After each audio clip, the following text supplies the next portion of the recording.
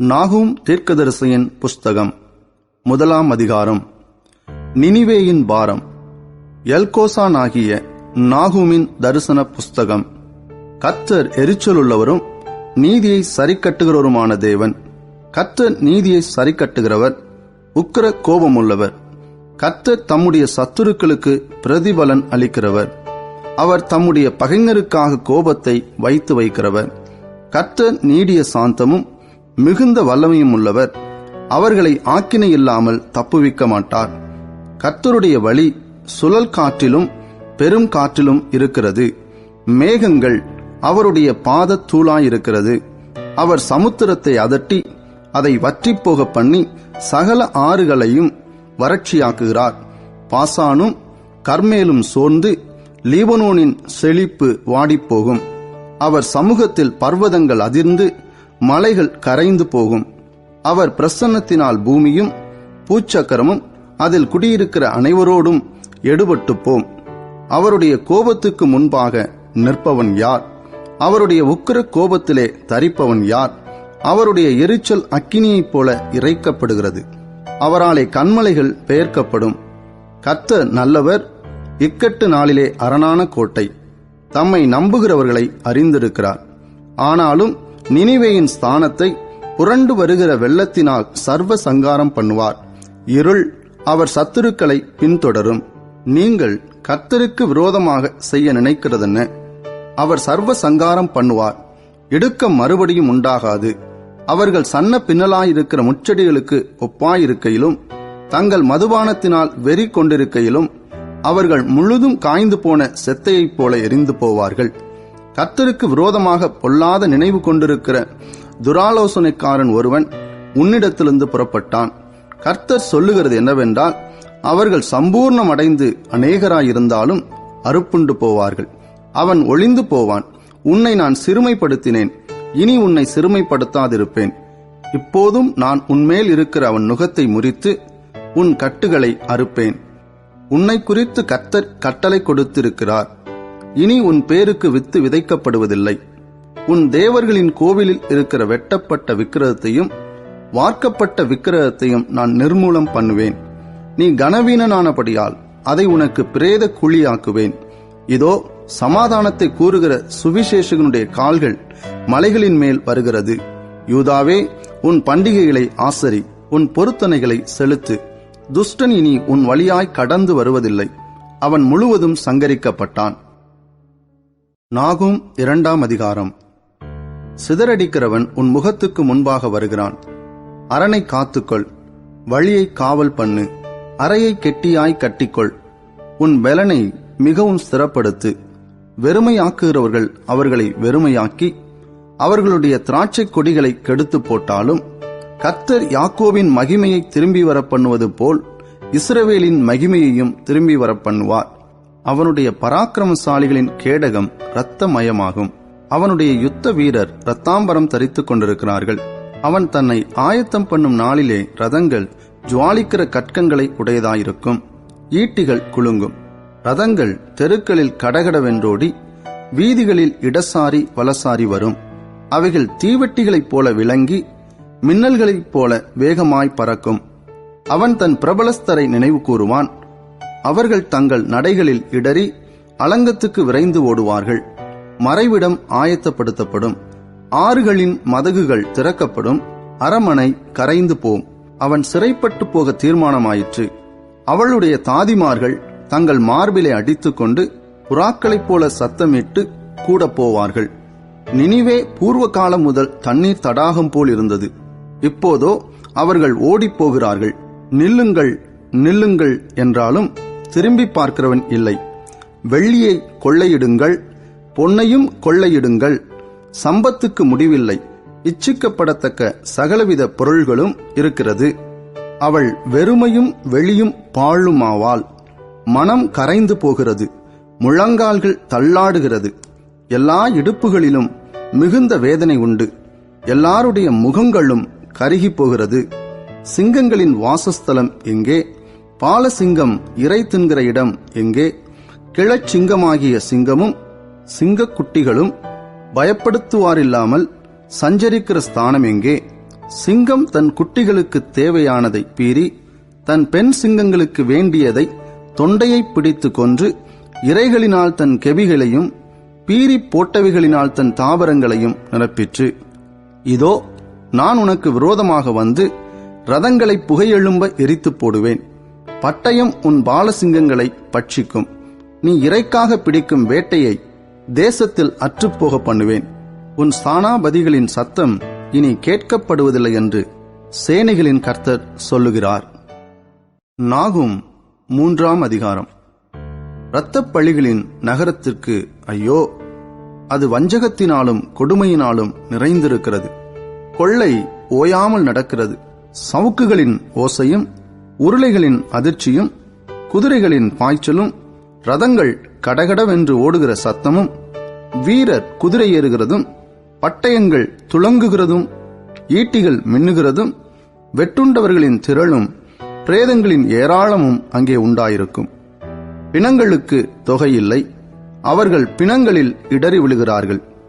தன் வேசித்தனங்களினால் ஜாதிகளையும் தன் சூனியங்களினால் வம்சங்களையும் விற்கிற மகா சூனியக்காரியும் ரூபவதியுமாயிருக்கிற வேசியினுடைய திரளான வேசித்தனங்களின் நிமித்தம் இதோ நான் உனக்கு விரோதமாக வந்து உன் வஸ்திரத்து ஓரங்களை உன் முகமட்டும் தூக்கி எடுத்து ஜாதிகளுக்கு உன் நிர்வாணத்தையும் ராஜ்யங்களுக்கு உன் மானத்தையும் தெரிய பண்ணி உன்மேல் தீட்டானவைகளை எரிந்து உன்னை கனவீனப்படுத்தி உன்னை வேடிக்கையாக்கி போடுவேன் என்று சேனைகளின் கர்த்தர் சொல்லுகிறார். அப்பொழுது உன்னை காண்கிறவனெல்லாம் நினிவே பாழாய் போயிற்று, அதற்காக புலம்புகிறவர் யார்? ஆறுதல் சொல்லுகிறவர்களை உனக்கு எங்கே தேடுவேன் என்று சொல்லி உன்னை விட்டோடி போவான். நதிகள் மத்தியில் இருந்த நோ அம்மோனை பார்க்கிலும் நீ சிரேஷ்டமோ? அதை சுற்றிலும் தண்ணீர் இருந்தது. சமுத்திரம் அதன் அரணும் சமுத்திரக்கால் அதன் மதிலுமாயிருந்தது. எத்தியோப்பியாவும் எகிப்தும் எண்ணிறந்த சேனையால் அதற்கு பெலனாக இருந்தது. பூத்தும் லூபிமும் அதற்கு சகாயமாயிருந்தது. ஆயினும் அவள் குடிவிலக்கப்பட்டு சிறையிருப்பிலே கொண்டு போகப்பட்டாள். அவள் குழந்தைகள் எல்லா வீதிகளின் முகனைகளிலும் மோதியடிக்கப்பட்டார்கள். அவளுடைய கணவான்கள் பேரில் சீட்டு போட்டார்கள். அவளுடைய பெரியவர்கள் எல்லாரும் சங்கிலிகளால் கட்டப்பட்டார்கள். நீயும் வெறிகொண்டு ஒளித்துக் கொள்வாய். நீயும் உன் சத்துருவுக்கு தப்ப அரணான கோட்டையை தேடுவாய். உன் அரண்களெல்லாம் முதல் பழுக்கும் பழங்களுள்ள அத்தி மரங்களைப் போலிருக்கும். அவைகள் குலுக்கப்பட்டால் அவைகளின் பழம் தின்கிறவன் வாயிலே விழும். இதோ உன் நடுவில் இருக்கிற ஜனங்கள் பேடிகள். உன் தேசத்தின் வாசல்கள் உன் சத்துருவுக்கு முன் திறவுண்டு போகும். அக்கினி உன் தாழ்பால்களை பட்சிக்கும். முற்றுகைக்கு தண்ணீர் மொண்டுவை. உன் அரண்களை பலப்படுத்து. சேற்றிலே போய் களிமண்ணை மிதி. சூளையை கெட்டிப்படுத்து. அங்கே அக்கினி உன்னை பட்சிக்கும். பட்டயம் உன்னை சங்கரிக்கும். அது பச்சை கிளிகளைப் போல் உன்னை பட்சித்து போடும். உன்னை பச்சை கிளிகளத்தனை ஆக்கிக்கொள். உன்னை வெட்டு கிளிகளத்தனை ஆக்கிக்கொள். உன் வர்த்தகரை வானத்து நட்சத்திரங்களிலும் அதிகமாக்கினாய். இந்த பச்சை கிளிகள் பரவி பறந்து போகும். உன் மகுடவர்த்தனர் வெட்டுக்கிளிகளுக்கும் உன் தள கற்றர் பெருங்கிளிகளுக்கும் சமானமாயிருக்கிறார்கள். அவைகள் குளிர்ச்சியான நாளில் வேலிகளில் பாளையம் இறங்கி சூரியன் உதித்த மாத்திரத்தில் பறந்து போம். பின்பு அவைகள் இருக்கும் இடம் இன்னதென்று தெரியாது. அசிரிய ராஜாவே, உன் மேய்ப்பர்கள் உறங்குவார்கள். உன் பிரபலஸ்தர் படுத்திருப்பார்கள். உன் ஜனங்கள் பர்வதங்களின் மேல் சிதறியிருக்கிறார்கள். அவைகளை கூட்டிச் சேர்ப்பவன் இல்லை. உன் நொறுங்குதலுக்கு பரிகாரம் இல்லை. உன் காயம் கொடியது. உன் செய்தியை கேட்பவர் யாவரும் உன் பேரில் கை கொட்டுவார்கள். உன் பொல்லாப்பு எந்நேரமும் யார் பேரிலேதான் பாயாமல் போயிற்று? ஆபகூக் தீர்க்கதரிசியின் புஸ்தகம் 1ஆம் அதிகாரம். ஆபகூக் என்னும் தீர்க்கதரிசி தரிசனமாய் கண்டபாரம். கர்த்தாவே, நான் எதுவரைக்கும் உம்மை நோக்கி கூப்பிடுவேன்? நீர் கேளாமல் இருக்கிறீரே. கொடுமையின் நிமித்தம் நான் எதுவரைக்கும் உம்மை நோக்கி கூப்பிடுவேன்? நீர் ரட்சியாமல் இருக்கிறீரே. நீர் எனக்கு அக்கிரமத்தை காண்பித்து என்னை தீவினையை பார்க்க பண்ணுகிறதென்ன? கொள்ளையும் கொடுமையும் எனக்கு எதிரே நிற்கிறது. வழக்கையும் வாதையும் எழுப்புகிறவர்கள் உண்டு. ஆகையால் நியாய பிரமாணம் பலனற்றதாகி நியாயம் ஒருபோதும் செல்லாமற் போகிறது. துன்மார்க்கன் நீதிமானை வளைந்து கொள்ளுகிறான். ஆதலால் நியாயம் புரட்டப்படுகிறது. நீங்கள் புறஜாதிகளை நோக்கி பார்த்து ஆச்சரியப்பட்டு பிரமியுங்கள். விவரிக்கப்பட்டாலும் நீங்கள் விசுவாசியாத ஒரு கிரியையை உங்கள் நாட்களில் நடப்பிப்பேன். இதோ, நான் கல்தேயர் என்னும் கொடிதும் வேகமுமான ஜாதியாரை எழுப்புவேன். அவர்கள் தங்களுடையதல்லாத வாசஸ்தலங்களை கட்டிக்கொள்ள தேசத்தின் விசாலங்களில் நடந்து வருவார்கள். அவர்கள் கெடியும் பயங்கரமுமானவர்கள். அவர்களுடைய நியாயமும் அவர்களுடைய மேன்மையும் அவர்களாலேயே உண்டாகும். அவர்களுடைய குதிரைகள் சிவிங்கிகளிலும் வேகமும் சாயங்காலத்தில் தெரிகிற ஓநாய்களிலும் தீவிரமுமாயிருக்கும். அவர்களுடைய குதிரை வீரர் பரவுவார்கள். அவர்களுடைய குதிரை வீரர் தூரத்திலிருந்து வருவார்கள். இறைக்கு தீவிரிக்கிற கழுகுகளைப் போல் பறந்து வருவார்கள். அவர்கள் எல்லாரும் கொடுமை செய்ய வருவார்கள். அவர்களுடைய முகங்கள் சுவரச் செய்யும் கீழ்காற்றைப் போலிருக்கும். அவர்கள் மணலத்தனை ஜனங்களை சிறைப்பிடித்து சேர்ப்பார்கள். அவர்கள் ராஜாக்களை ஆகடியம் பண்ணுவார்கள். அதிபதிகள் அவர்களுக்கு பரியாசமாயிருப்பார்கள். அவர்கள் அரண்களையெல்லாம் பார்த்து நகைத்து மண்மேடுகளை குவித்து அவைகளை பிடிப்பார்கள். அப்பொழுது அவனுடைய மனம் மாற அவன் தன் பெலன் தன் தேவனாலே உண்டானதென்று சொல்லி மிஞ்சிப்போய் குற்றவாளியாவான். கர்த்தாவே, நீர் பூர்வ காலம் முதல் என் தேவனும் என் பரிசுத்தருமானவர் அல்லவா? நாங்கள் சாவதில்லை. கர்த்தாவே, நியாய தீர்ப்பு செய்ய அவனை வைத்தீர். கன்மலையே, தண்டனை செய்ய அவனை நியமித்தீர். தீமையை பார்க்க மாட்டாத சுத்த கண்ணனே, அநியாயத்தை நோக்கிக் கொண்டிருக்க மாட்டீரே. பின்னை துரோகிகளை நீர் நோக்கிக் கொண்டிருக்கிறதென்ன? துன்மார்க்கன் தன்னை பார்க்கிலும் நீதிமானை விழுங்கும்போது நீர் மௌனமாயிருக்கிறதென்ன? மனுஷரை சமுத்திரத்து மச்சங்களுக்கும் அதிகாரி இல்லாத ஊர்வனவற்றிற்கும் சமானமாக்குகிறதென்ன? அவர்கள் எல்லாரையும் தூண்டிலினால் இழுத்துக் கொள்ளுகிறான். அவர்களை தன் வலையினால் பிடித்து தன் பரியிலே சேர்த்துக் கொள்ளுகிறான். அதனால் சந்தோஷப்பட்டு களி கூறுகிறான். ஆகையால் அவைகளினால் தன் பங்கு கொழுப்புள்ளதும் தன் போஜனம் ருசிகரம் உள்ளதுமாயிற்று என்று சொல்லி அவன் தன் வலைக்கு பலியிட்டு தன் பரிக்கு தூபம் காட்டுகிறான். இதற்காக அவன் தன் வலையை இழுத்து அதில் உள்ளவைகளை கொட்டிக் கொண்டிருந்து இரக்கமில்லாமல் ஜாதிகளை எப்போதும் கொன்று போட வேண்டுமோ? ஆபகூக் 2ஆம் அதிகாரம். நான் என் காவலிலே தரித்து அரணிலே நிலை கொண்டிருந்து அவர் எனக்கு என்ன சொல்லுவார் என்றும் அவர் என்னை கண்டிக்கும் போது நான் என்ன உத்தரவு சொல்லுவேன் என்றும் கவனித்து பார்ப்பேன் என்றேன். அப்பொழுது கர்த்தர் எனக்கு பிரதியுத்தரமாக, நீ தரிசனத்தை எழுதி அதை கடந்தோடுகிறவன் வாசிக்கும்படி பலகைகளிலே தீர்க்கமாக வரை. குறித்த காலத்துக்கு தரிசனம் இன்னும் வைக்கப்பட்டிருக்கிறது. முடிவிலே அது விளங்கும். அது பொய் சொல்லாது. அது தாமதித்தாலும் அதற்கு காத்திரு. அது நிச்சயமாய் வரும். அது தாமதிப்பதில்லை. இதோ, அகங்காரியாயிருக்கிறானே, அவனுடைய ஆத்துமா அவனுக்குள் செம்மையானதல்ல. தன் விசுவாசத்தினாலே நீதிமான் பிழைப்பான்.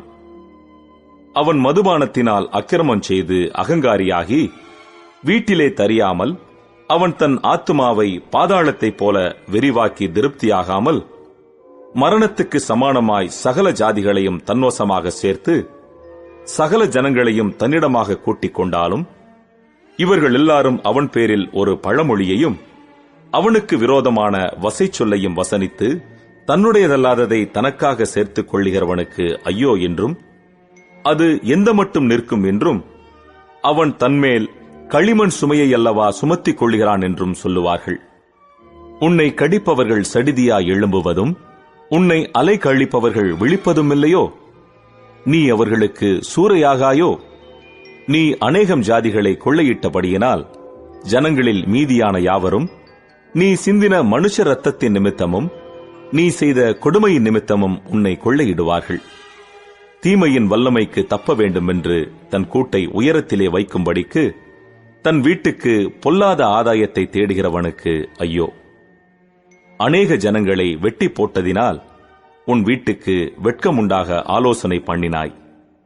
உன் ஆத்துமாவுக்கு விரோதமாய் பாவம் செய்தாய். கல்லு சுவரிலிருந்து கூப்பிடும், உத்திரம் மச்சிலிருந்து சாட்சியிடும்.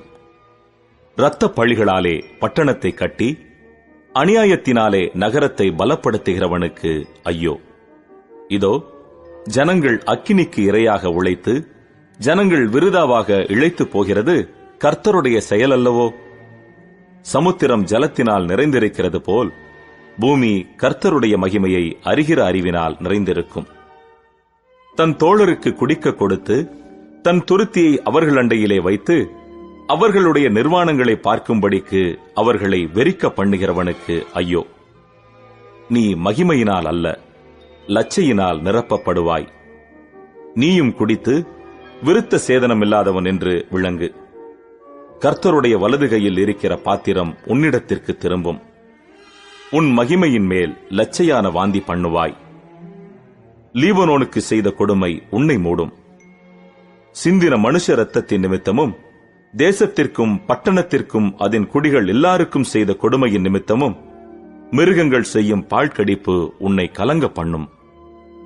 சித்திரக்காரனுக்கு அவன் செய்த சுரூபமும் ஊமையான தெய்வங்களை உண்டு பண்ணி தான் உருவாக்கின சுரூபத்தை நம்பினவனுக்கு வார்க்கப்பட்டதும் பொய்போதகம் பண்ணுகிறதுமான விக்கிரகமும் என்னத்துக்கு உதவும்? மரத்தை பார்த்து விழி என்றும் ஊமையான கல்லை பார்த்து எழும்பு என்றும் சொல்லுகிறவனுக்கு ஐயோ! அது போதிக்குமோ?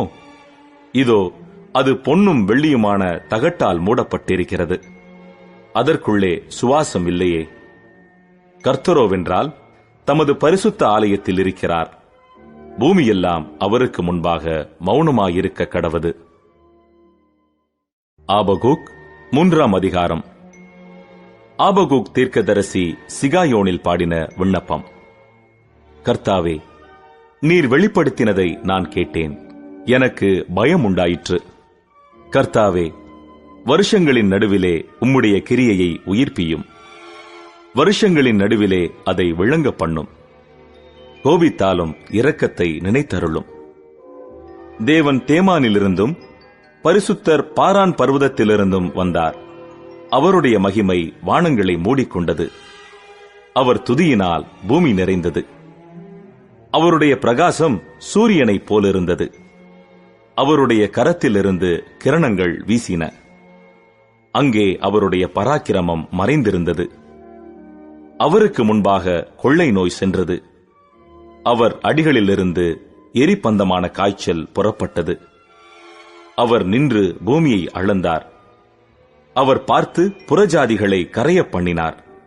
பூர்வ பர்வதங்கள் சிதறடிக்கப்பட்டது. என்றுமுள்ள மலைகள் தாழ்ந்தது. அவருடைய நடைகள் நித்திய நடைகளாயிருந்தது. கூஷானின் கூடாரங்கள் வருத்தத்தில் அகப்பட்டிருக்க கண்டேன். மீதியான் தேசத்தின் திரைகள் நடுங்கின. கர்த்தர் நதிகளின் மேல் கோபமாயிருந்தாரோ?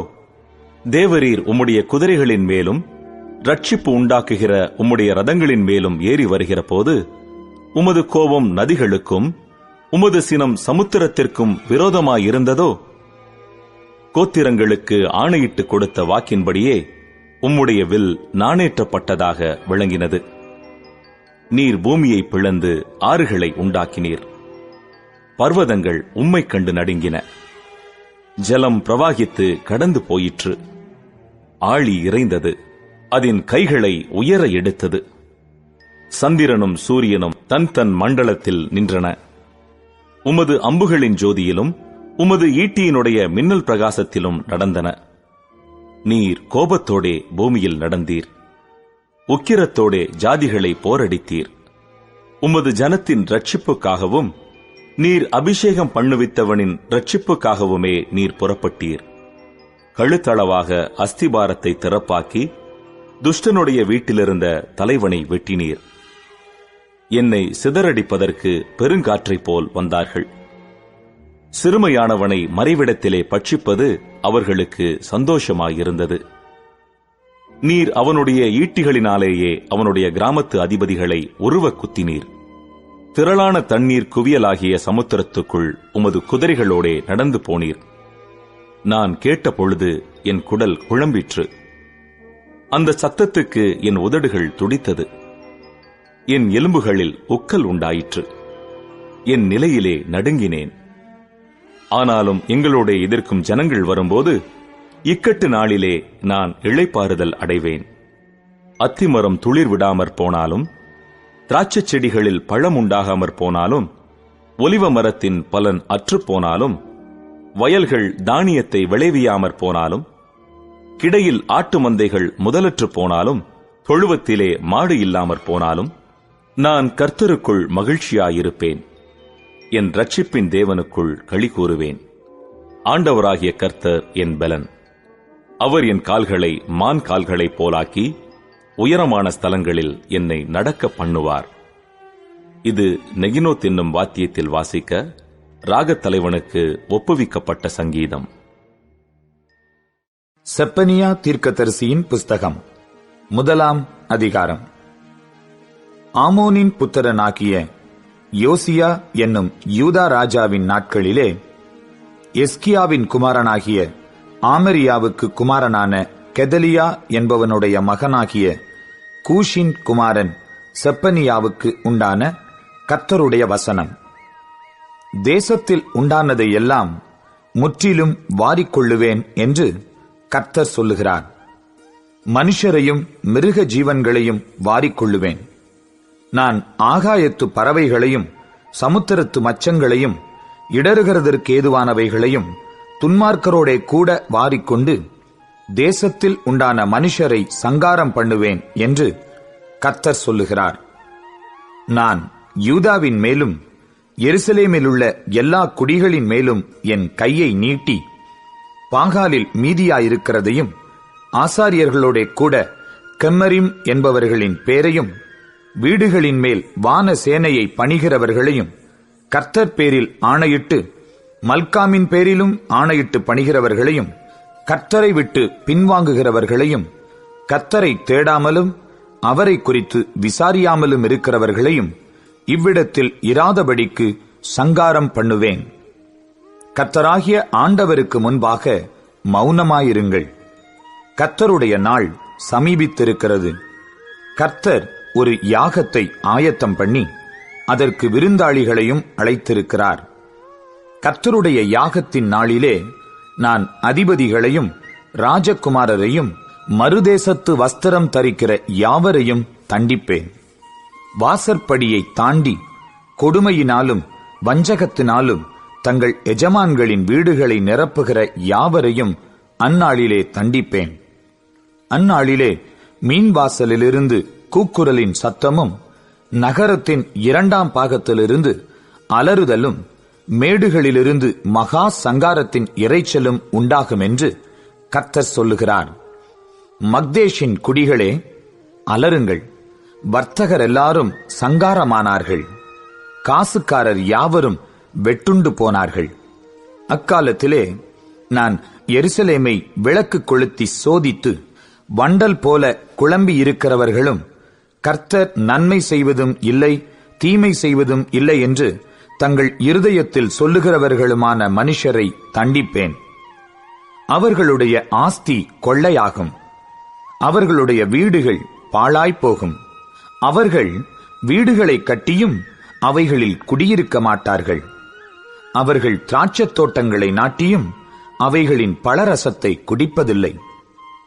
கர்த்தருடைய பெரிய நாள் சமீபித்திருக்கிறது. அது கிட்டிச் சேர்ந்து மிகவும் தீவிரித்து வருகிறது. கர்த்தருடைய நாள் என்கிற சத்தத்துக்கு பராக்கிரமசாலி முதலாய் அங்கே மனங்கசந்து அலறுவான். அந்த நாள் உக்கிரத்தின் நாள். அது இக்கட்டும் இடுக்கமுமான நாள்.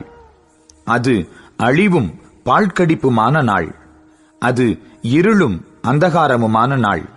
அது மப்பும் மந்தாரமுமான நாள். அது அரணிப்பான நகரங்களுக்கும் உயரமான கொத்தளங்களுக்கும் விரோதமாக எக்காளம் ஊதுகிறதும் ஆர்ப்பரிக்கிறதுமான நாள். மனுஷர் கர்த்தருக்கு விரோதமாய் பாவம் செய்தபடியால் அவர்கள் குருடரைப் போல் நடக்கும்படி நான் அவர்களை வருத்தப்படுத்துவேன். அவர்கள் இரத்தம் புழுதியைப் போல் சொரியப்படும். அவர்கள் மாம்சம் எருவைப் போல் கிடக்கும். கர்த்தருடைய உக்கிரத்தின் நாளிலே அவர்கள் வெள்ளியும் அவர்கள் பொன்னும் அவர்களை தப்புவிக்க மாட்டாது. அவருடைய எரிச்சலின் அக்கினியினால் தேசமெல்லாம் அழியும். தேசத்தின் குடிகளையெல்லாம் சடிதியாய் நிர்மூலம் பண்ணுவார். செப்பனியா 2ஆம் அதிகாரம். விரும்பப்படாத ஜாதியே, கட்டளை பிறக்கும் முன்னும் பதரை போல நாள் பறந்து போகும் முன்னும் கர்த்தருடைய உக்கிர கோபம் உங்கள் மேல் இறங்கும் முன்னும் கர்த்தருடைய கோபத்தின் நாள் உங்கள் மேல் வரும் முன்னும் நீங்கள் உங்களை உய்த்து ஆராய்ந்து சோதியுங்கள். தேசத்திலுள்ள எல்லா சிறுமையானவர்களே, கர்த்தருடைய நியாயத்தை நடப்பிக்கிறவர்களே, அவரை தேடுங்கள். நீதியை தேடுங்கள், மனத்தாழ்மையை தேடுங்கள். அப்பொழுது ஒருவேளை கர்த்தருடைய கோபத்தின் நாளிலே மறைக்கப்படுவீர்கள். காத்சா குடியற்று அஸ்கலோன் பாழாகும். அஸ்தோத்தை பட்ட பகலிலே பறக்கடிப்பார்கள். எக்ரோன் வேரோடே பிடுங்கப்படும். சமுத்திரக்கரை குடிகளாகிய கிரேத்தியருக்கு ஐயோ! பெலிஸ்தரின் தேசமாகிய கானானே, கர்த்தருடைய வார்த்தை உனக்கு விரோதமாயிருக்கிறது. இனி உன்னில் குடியில்லாதபடிக்கு உன்னை அழிப்பேன். சமுத்திரக்கரை தேசம் மேய்ப்பர் தங்கும் குடில்களும் ஆட்டுத் தோளங்களும் ஆகும். அந்த தேசம் யூதா வம்சத்தாரில் மீதியானவர்களின் வசமாகும். அவர்கள் அவ்விடங்களில் மந்தை மேய்ப்பார்கள். அஸ்கலோனின் வீடுகளிலே சாயங்காலத்திலே படுத்துக் கொள்வார்கள். அவர்களுடைய தேவனாகிய கர்த்தர் அவர்களை விசாரித்து அவர்கள் சிறையிருப்பை திருப்புவார். மோவாப் செய்த நிந்தனையையும் அம்மோன் புத்திரர் என் ஜனத்தை நிந்தித்து அவர்கள் எல்லையை கடந்து பெருமை பாராட்டிச் சொன்ன தூஷணங்களையும் கேட்டேன். ஆகையால் மோவாப் சோதோமை போலும் அம்மோன் புத்திரரின் தேசம் கொமோராவை போலுமாகி காஞ்சுரி படரும் இடமும் உப்பு பள்ளமும் நித்திய பாழுமாயிருக்கும். என் ஜனத்தில் மீந்தவர்கள் அவர்களை கொள்ளையிட்டு என் ஜாதியில் மீதியானவர்கள் அவர்களை சுதந்தரித்துக் கொள்வார்கள் என்பதை என் ஜீவனைக் கொண்டு சொல்லுகிறேன் என்று இஸ்ரவேலின் தேவனாகிய சேனைகளின் கர்த்தர் உரைக்கிறார். அவர்கள் சேனைகளுடைய கர்த்தரின் ஜனத்துக்கு விரோதமாய் பெருமை பாராட்டி அவர்களை நிந்தித்தபடியினால் இது அவர்கள் அகங்காரத்துக்கு பதிலாக அவர்களுக்கு கிடைக்கும். கர்த்தர் அவர்கள் மேல் கெடியாயிருப்பார். பூமியிலுள்ள தேவர்களை எல்லாம் மெலிந்து போக பண்ணுவார். அப்பொழுது தீவுகளிலுள்ள சகல புறஜாதிகளும் அவரவர் தங்கள் தங்கள் ஸ்தானத்திலிருந்து அவரை பணிந்து கொள்வார்கள். எத்தியோப்பியராகிய நீங்களும் என் பட்டயத்தினால் கொலை செய்யப்படுவீர்கள். அவர் தமது கையை வடதேசத்துக்கு விரோதமாய் நீட்டி அசீரியாவை அழித்து நினிவேயை பாழும் வனாந்தரத்துக்கொத்த வறட்சியுமான ஸ்தலமாக்குவார். அதன் நடுவில் மந்தைகளும் ஜாதி ஜாதியான சகல மிருகங்களும் படுத்துக்கொள்ளும். அதனுடைய சிகரங்களின் மேல் நாரையும் கோட்டானும் ராத்தங்கும். பலகனிகளில் கூவுகிற சத்தம் பிறக்கும். வாசற்படிகளில் பாழ்கடிப்பு இருக்கும். கேதுரு மரங்களின் மச்சை திறப்பாக்கிப் போடுவார். நான் தான், என்னைத் தவிர வேறொருவரும் இல்லை என்று தன் இருதயத்தில் சொல்லி நிர்விசாரமாய் வாழ்ந்து களி கூர்ந்திருந்த நகரம் இதுவே. இது பாழும் மிருக ஜீவன்களின் தாபரவுமாய் போய்விட்டதே. அதின் வழியாய் போகிறவன் எவனும் ஈசல் போட்டு தன் கையை கொட்டுவான். செப்பனியா 3ஆம் அதிகாரம். இடுக்கண் செய்து ஊத்தையும் அழுக்குமாயிருக்கிற நகரத்துக்கு ஐயோ! அது சத்தத்துக்கு செவி கொடுக்கவில்லை. அது கடிந்து கொள்ளுதலை ஏற்றுக்கொள்ளவில்லை. அது கர்த்தரை நம்பவில்லை.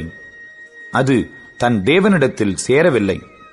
அதற்குள்ளே இருக்கிற அதன் அதிபதிகள் கெர்ச்சிக்கிற சிங்கங்கள். அதன் நியாயாதிபதிகள் சாயங்காலத்தில் புறப்படுகிறதும் விடியற்காலம் மட்டும் ஒரு எலும்பையும் மீதியாக வைக்காததுமான ஓநாய்கள். அதன் தீர்க்கதரிசிகள் வீண் பெருமையும் வஞ்சகமும் உள்ளவர்கள். அதன் ஆசாரியர்கள் பரிசுத்த ஸ்தலத்தை பரிசுத்த குலைச்சலாக்கி வேதத்துக்கு அநியாயம் செய்தார்கள். அதற்குள் இருக்கிற கர்த்தர் நீதியுள்ளவர். அவர் அநியாயம் செய்வதில்லை. அவர் குறைவில்லாமல் காலைதோறும் தம்முடைய நியாயத்தை விளங்க பண்ணுகிறார்.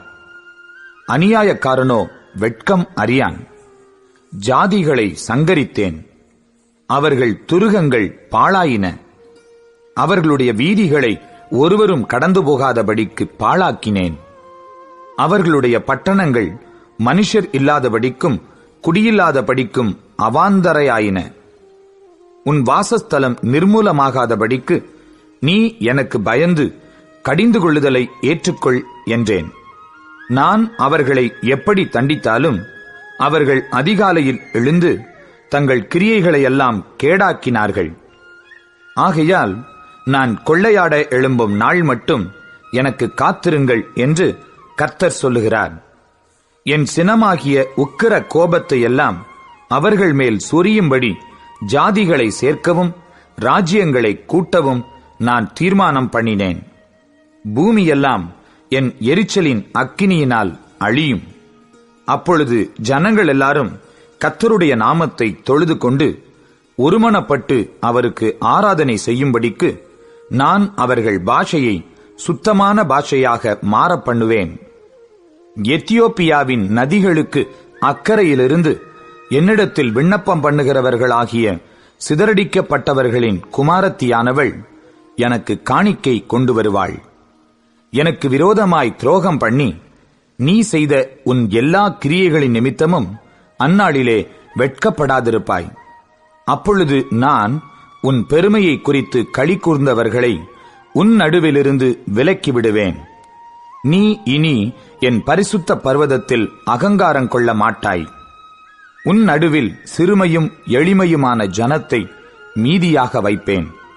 அவர்கள் கர்த்தருடைய நாமத்தின் மேல் நம்பிக்கையாயிருப்பார்கள்.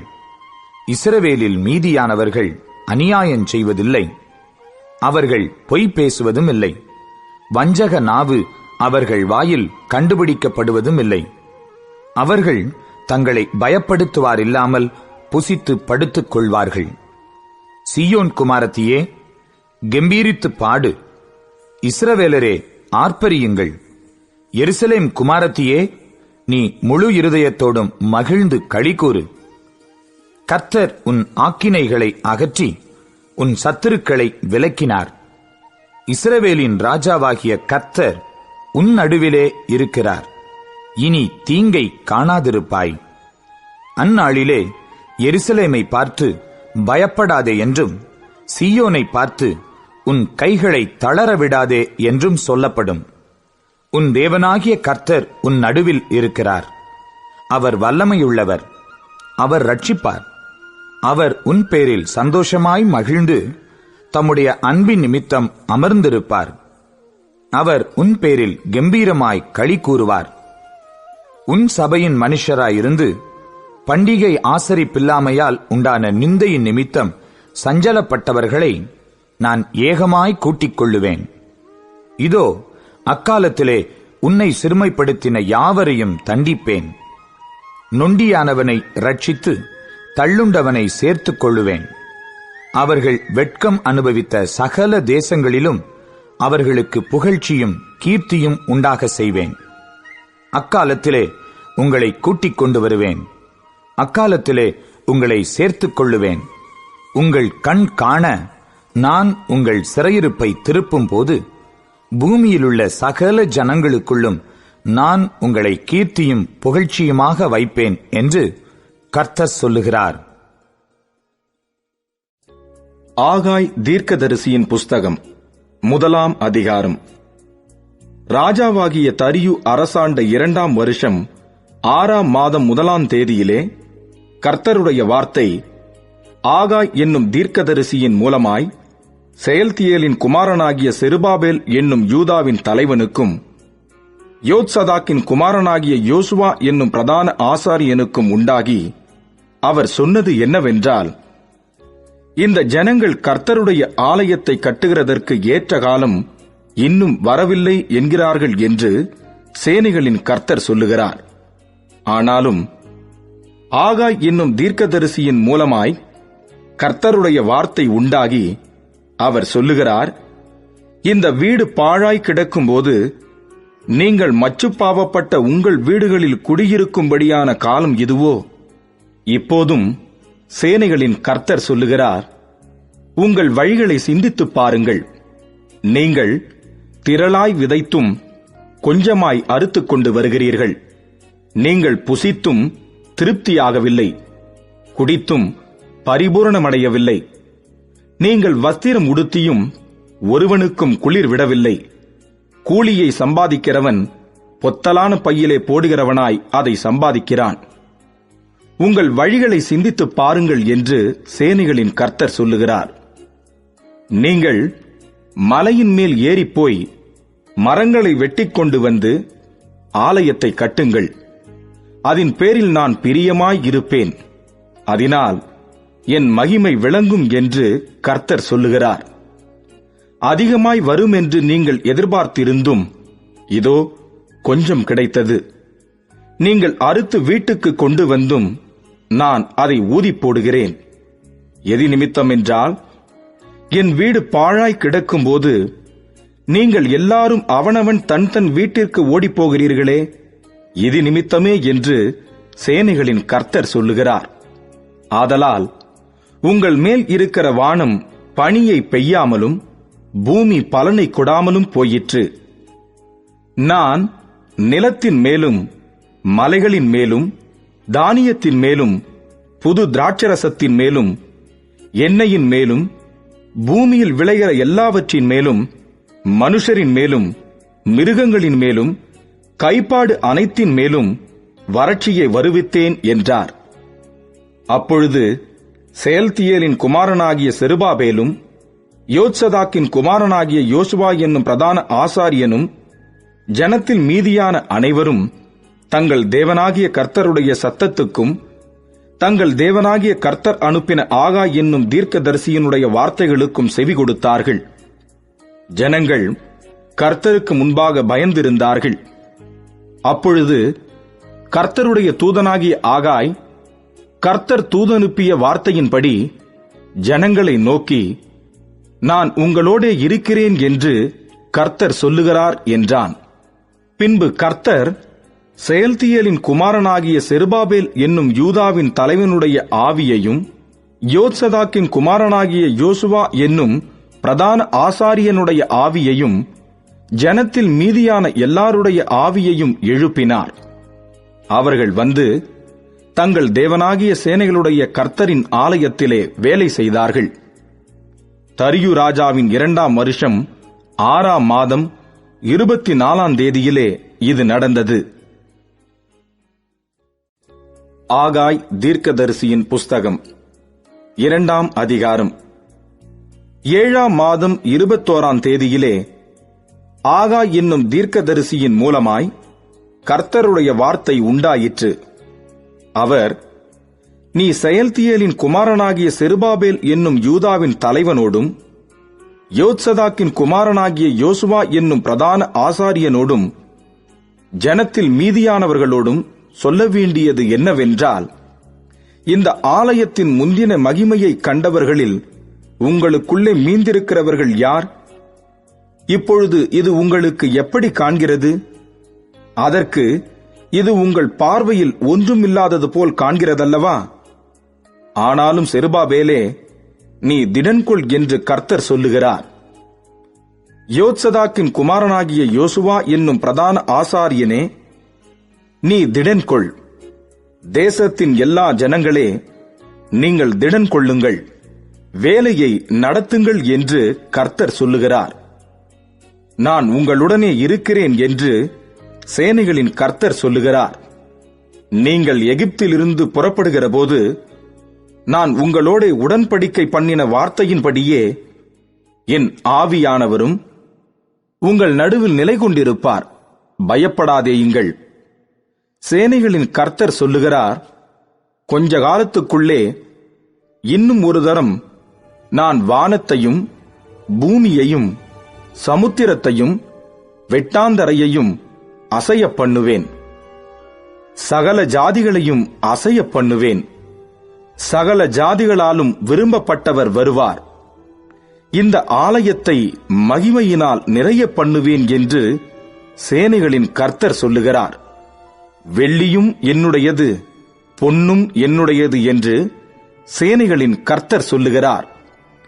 முந்தின ஆலயத்தின் மகிமையை பார்க்கிலும் இந்த பிந்தின ஆலயத்தின் மகிமை பெரிதாயிருக்கும் என்று சேனைகளின் கர்த்தர் சொல்லுகிறார்.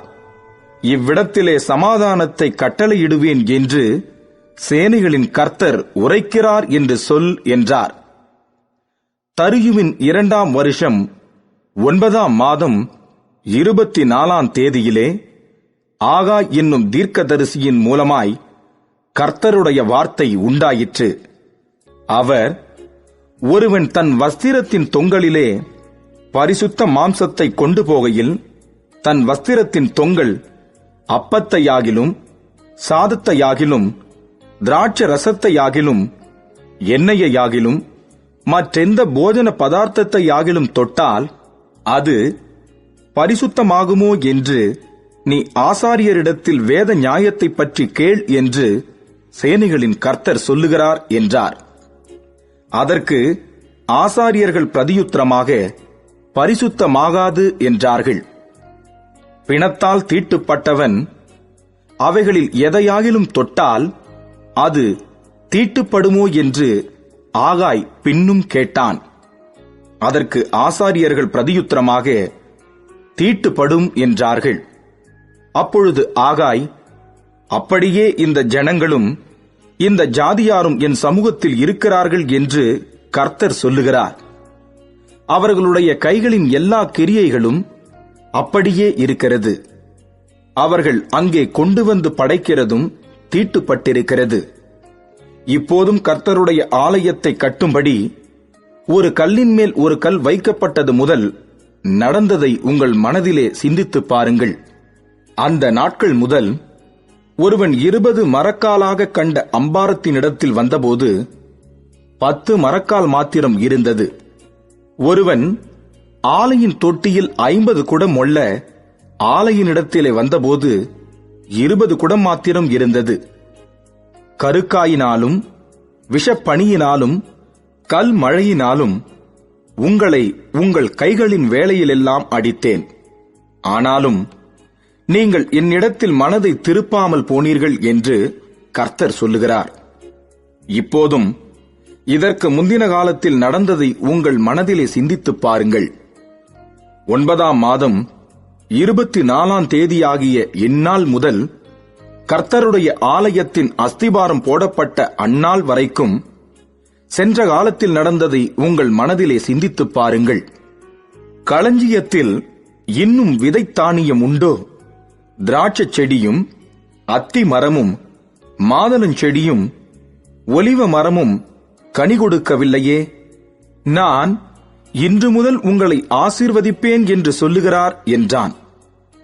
24ஆம் தேதியாகிய அந்நாளிலே கர்த்தருடைய வார்த்தை 2ஆம் விசை ஆகாய் என்பவனுக்கு உண்டாகி, அவர், நீ யூதாவின் தலைவனாகிய செருபாபேலோடே சொல்ல வேண்டியது என்னவென்றால், நான் வானத்தையும் பூமியையும் அசைய பண்ணி ராஜ்யங்களின் சிங்காசனத்தை கவிழ்த்து ஜாதிகளுடைய ராஜ்யங்களின் பலத்தை அழித்து ரதத்தையும் அதில் ஏறியிருக்கிறவர்களையும் கவிழ்த்து போடுவேன். குதிரைகளோட அவைகளின் மேல் ஏறி இருப்பவர்களும் அவரவர் தங்கள் தங்கள் சகோதரனின் பட்டயத்தினாலே விழுவார்கள். சேனைகளின் கர்த்தர் சொல்லுகிறார், செயல்தியேலின் குமாரனாகிய செருபாபேல் என்னும் என் ஊழியக்காரனே, உன்னை நான் அந்நாளிலே சேர்த்துக் கொண்டு உன்னை முத்திரை மோதிரமாக வைப்பேன் என்று கர்த்தர் சொல்லுகிறார். நான் உன்னை தெரிந்து கொண்டேன் என்று சேனைகளின் கர்த்தர் உரைக்கிறார் என்று சொல் என்றார். சகரியாவின் புஸ்தகம் 1ஆம் அதிகாரம். தரியு அரசாண்ட 2ஆம் வருஷம் 8ஆம் மாதத்திலே இத்தோவின் மகனான பெரகியாவின் குமாரனாகிய சகரியாவுக்கு உண்டான கர்த்தருடைய வார்த்தை. கர்த்தர் உங்கள் பிதாக்களின் மேல் கடுங்கோபமாயிருந்தார். ஆகையால் நீ அவர்களை நோக்கி, சேனைகளின் கர்த்தர் உரைக்கிறது என்னவென்றால், என்னிடத்தில் திரும்புங்கள் என்று சேனைகளின் கர்த்தர் சொல்லுகிறார். அப்பொழுது நான் உங்களிடத்துக்கு திரும்புவேன் என்று சேனைகளின் கர்த்தர் சொல்லுகிறார். உங்கள் பிதாக்களைப் போல் இராதேயுங்கள். முந்தின தீர்க்கதரிசிகள் அவர்களை நோக்கி, உங்கள் பொல்லாத வழிகளையும் உங்கள் பொல்லாத கிரியைகளையும் விட்டு திரும்புங்கள் என்று சேனைகளின் கர்த்தர் சொல்லுகிறார் என்று கூப்பிட்டார்கள். ஆனாலும் எனக்கு செவிகொடாமலும் என்னை கவனியாமலும் போனார்கள் என்று கர்த்தர் சொல்லுகிறார். உங்கள் பிதாக்கள் எங்கே? தீர்க்கதரிசிகள் என்றென்றைக்கும் உயிரோடு இருப்பார்களோ? இராமற் போனாலும் தீர்க்கதரிசிகளாகிய என் ஊழியக்காரருக்கு நான் கட்டளையிட்ட என் வார்த்தைகளும் என் தீர்மானங்களும் உங்கள் பிதாக்களிடத்தில் பலிக்கவில்லையோ? எங்கள் வழிகளின்படியேயும் எங்கள் கிரியைகளின்படியேயும் சேனைகளின் கர்த்தர் எங்களுக்கு செய்ய நிர்ணயித்தபடியே எங்களுக்கு செய்தார் என்று அவர்கள் திரும்ப வந்து சொன்னதில்லையோ என்று சொல் என்றார். தரியு அரசாண்ட 2ஆம் வருஷம் சேபாத் மாதமாகிய 11ஆம் மாதம் 24ஆம் தேதியிலே கர்த்தருடைய வார்த்தை இத்தோவின் மகனான பெரகியாவின் குமாரன் சகரியா என்னும் தீர்க்கதரிசிக்கு உண்டாயிற்று. அவன் சொன்னது, இதோ இன்று ராத்திரி சிவப்பு குதிரையின் மேல் ஏறியிருந்த ஒரு புருஷனை கண்டேன். அவர் பள்ளத்தாக்கில் இருக்கிற மிருது செடிகளுக்குள்ளே நின்றார். அவருக்கு பின்னாலே சிவப்பும் மங்கின நிறமும் வெண்மையுமான குதிரைகள் இருந்தன. அப்பொழுது நான், என் ஆண்டவரே, இவர்கள் யார் என்று கேட்டேன். என்னோட பேசுகிற தூதனானவர், இவர்கள் யார் என்று நான் உனக்கு காண்பிப்பேன் என்று சொன்னார். அப்பொழுது மிருது செடிகளுக்குள்ளே நின்ற அந்த புருஷன் பிரதியுத்தரமாக, இவர்கள் பூமி எங்கும் சுற்றி பார்க்க கர்த்தர் அனுப்பினவர்கள் என்றார். பின்பு அவர்கள் மிருது செடிகளுக்குள்ளே நின்ற கர்த்தருடைய தூதனை நோக்கி, நாங்கள் பூமி எங்கும் சுற்றி பார்த்தோம். இதோ பூமி முழுவதும் அமைதலும் அமெரிக்கையுமாய் இருக்கிறது என்றார்கள். அப்பொழுது கர்த்தருடைய தூதன் மறுமொழியாக, சேனைகளின் கர்த்தாவே, இந்த 70 வருஷமாய் நீர் கோபம் கொண்டிருக்கிற எருசலேமின் மேலும் யூதா பட்டணங்களின் மேலும் எந்த மட்டும் இறங்காதிருப்பீர் என்று சொல்ல, அப்பொழுது கர்த்தர் என்னோட பேசின தூதனுக்கு நல் வார்த்தைகளையும் ஆறுதலான வார்த்தைகளையும் பிரதியுத்தரமாக சொன்னார். அப்பொழுது என்னோட பேசின தூதன் என்னை நோக்கி, சேனைகளின் கர்த்தர் உரைக்கிறது என்னவென்றால், நான் எருசலேமுக்காகவும் சியோனுக்காகவும் மகா வைராக்கியம் கொண்டிருக்கிறேன். நான் கொஞ்சம் கோபம் கொண்டிருந்த போது அவர்கள் தங்கள் கேட்டை அதிகரிக்க தேடினபடியினால் சுகமாய் வாழுகிற புறஜாதிகள் பேரில் நான் கடும் கோபம் கொண்டேன். ஆகையால் மன உருக்கத்தோடு எருசலேமினிடத்தில் திரும்பினேன் என்று கர்த்தர் சொல்லுகிறார். என் ஆலயம் அதிலே கட்டப்படும், எருசலேமின் மேல் அளவு நூல் பிடிக்கப்படும் என்று சேனைகளின் கர்த்தர் சொல்லுகிறார் என்று கூறு என்றார். இன்னும் என் பட்டணங்கள் நன்மையினால் பரம்பி இருக்கும். இன்னும் கர்த்தர் சியோனை தேற்றரவு பண்ணுவார். இன்னும் எருசலேமை தெரிந்து கொள்ளுவார் என்று சேனைகளின் கர்த்தர் சொல்லுகிறார் என்று பின்னும் கூறு என்றார். நான் என் கண்களை ஏறெடுத்து பார்த்தபோது இதோ 4 கொம்புகளை கண்டேன். அவைகள் என்னவென்று என்னோட பேசின தூதனை கேட்டேன். அதற்கு அவர், இவைகள் யூதாவையும் இஸ்ரவேலையும் எருசலேமையும் சிதறடித்த கொம்புகள் என்றார். பின்பு கர்த்தர் எனக்கு 4 தொழிலாளிகளை காண்பித்தார். இவர்கள் என்ன செய்ய வருகிறார்கள் என்று கேட்டேன்.